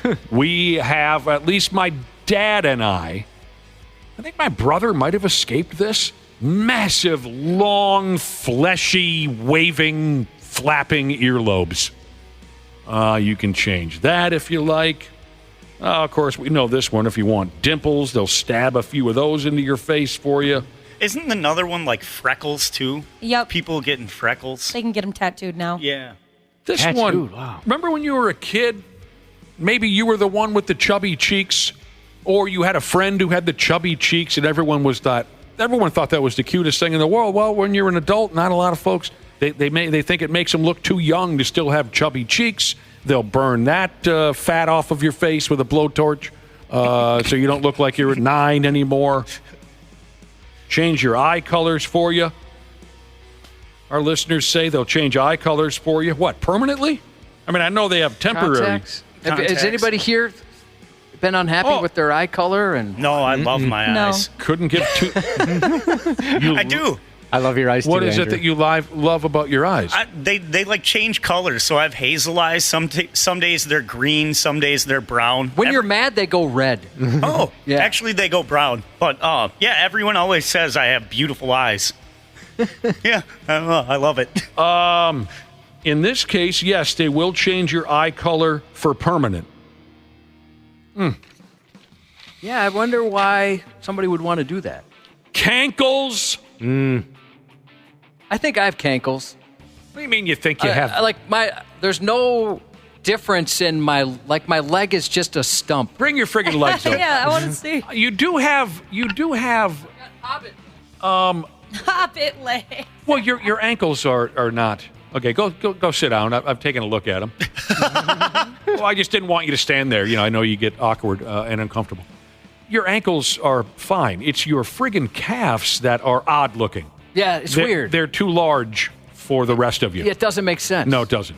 No. Would you get a body modification, Josh, to fix your what you have a duck walk? You say pigeon-toed. Pigeon-toed and duck-toed. Would you ever fix that, or don't care about it? That doesn't matter. If I was a professional athlete, maybe I'd do something. Or always walking in the snow. Yeah, no, I think I'm good. Oh man, if you really applied yourself, you could look like a completely different person within about 6 months. You really could. Yeah, you could. I mean, it would cost a lot. Yeah. Yep. It's not cheap. Father of 7, Jesus said 7 kids and a divorce and 2 marriages changes your eye color too. It goes from blue to dead gray. Oh, man. Just dead eyes. I want to give him a hug. It's like a doll's eyes, like a shark's eyes. That's good, but I feel your pain. That's good stuff. I'm sorry about your pain, I should say. We got to go. Hey, thanks to Frame Electric Jesus, streaming via the new 93X app while on vacation. Very much appreciated. Death Metal Hippie Jesus texted in a happy birthday to his amazing wife, Flower Farts Jesus. Thank you so much for listening this morning, and to prove you'll be missed, I'm going to text you every 5 minutes until we meet again tomorrow at 5:40.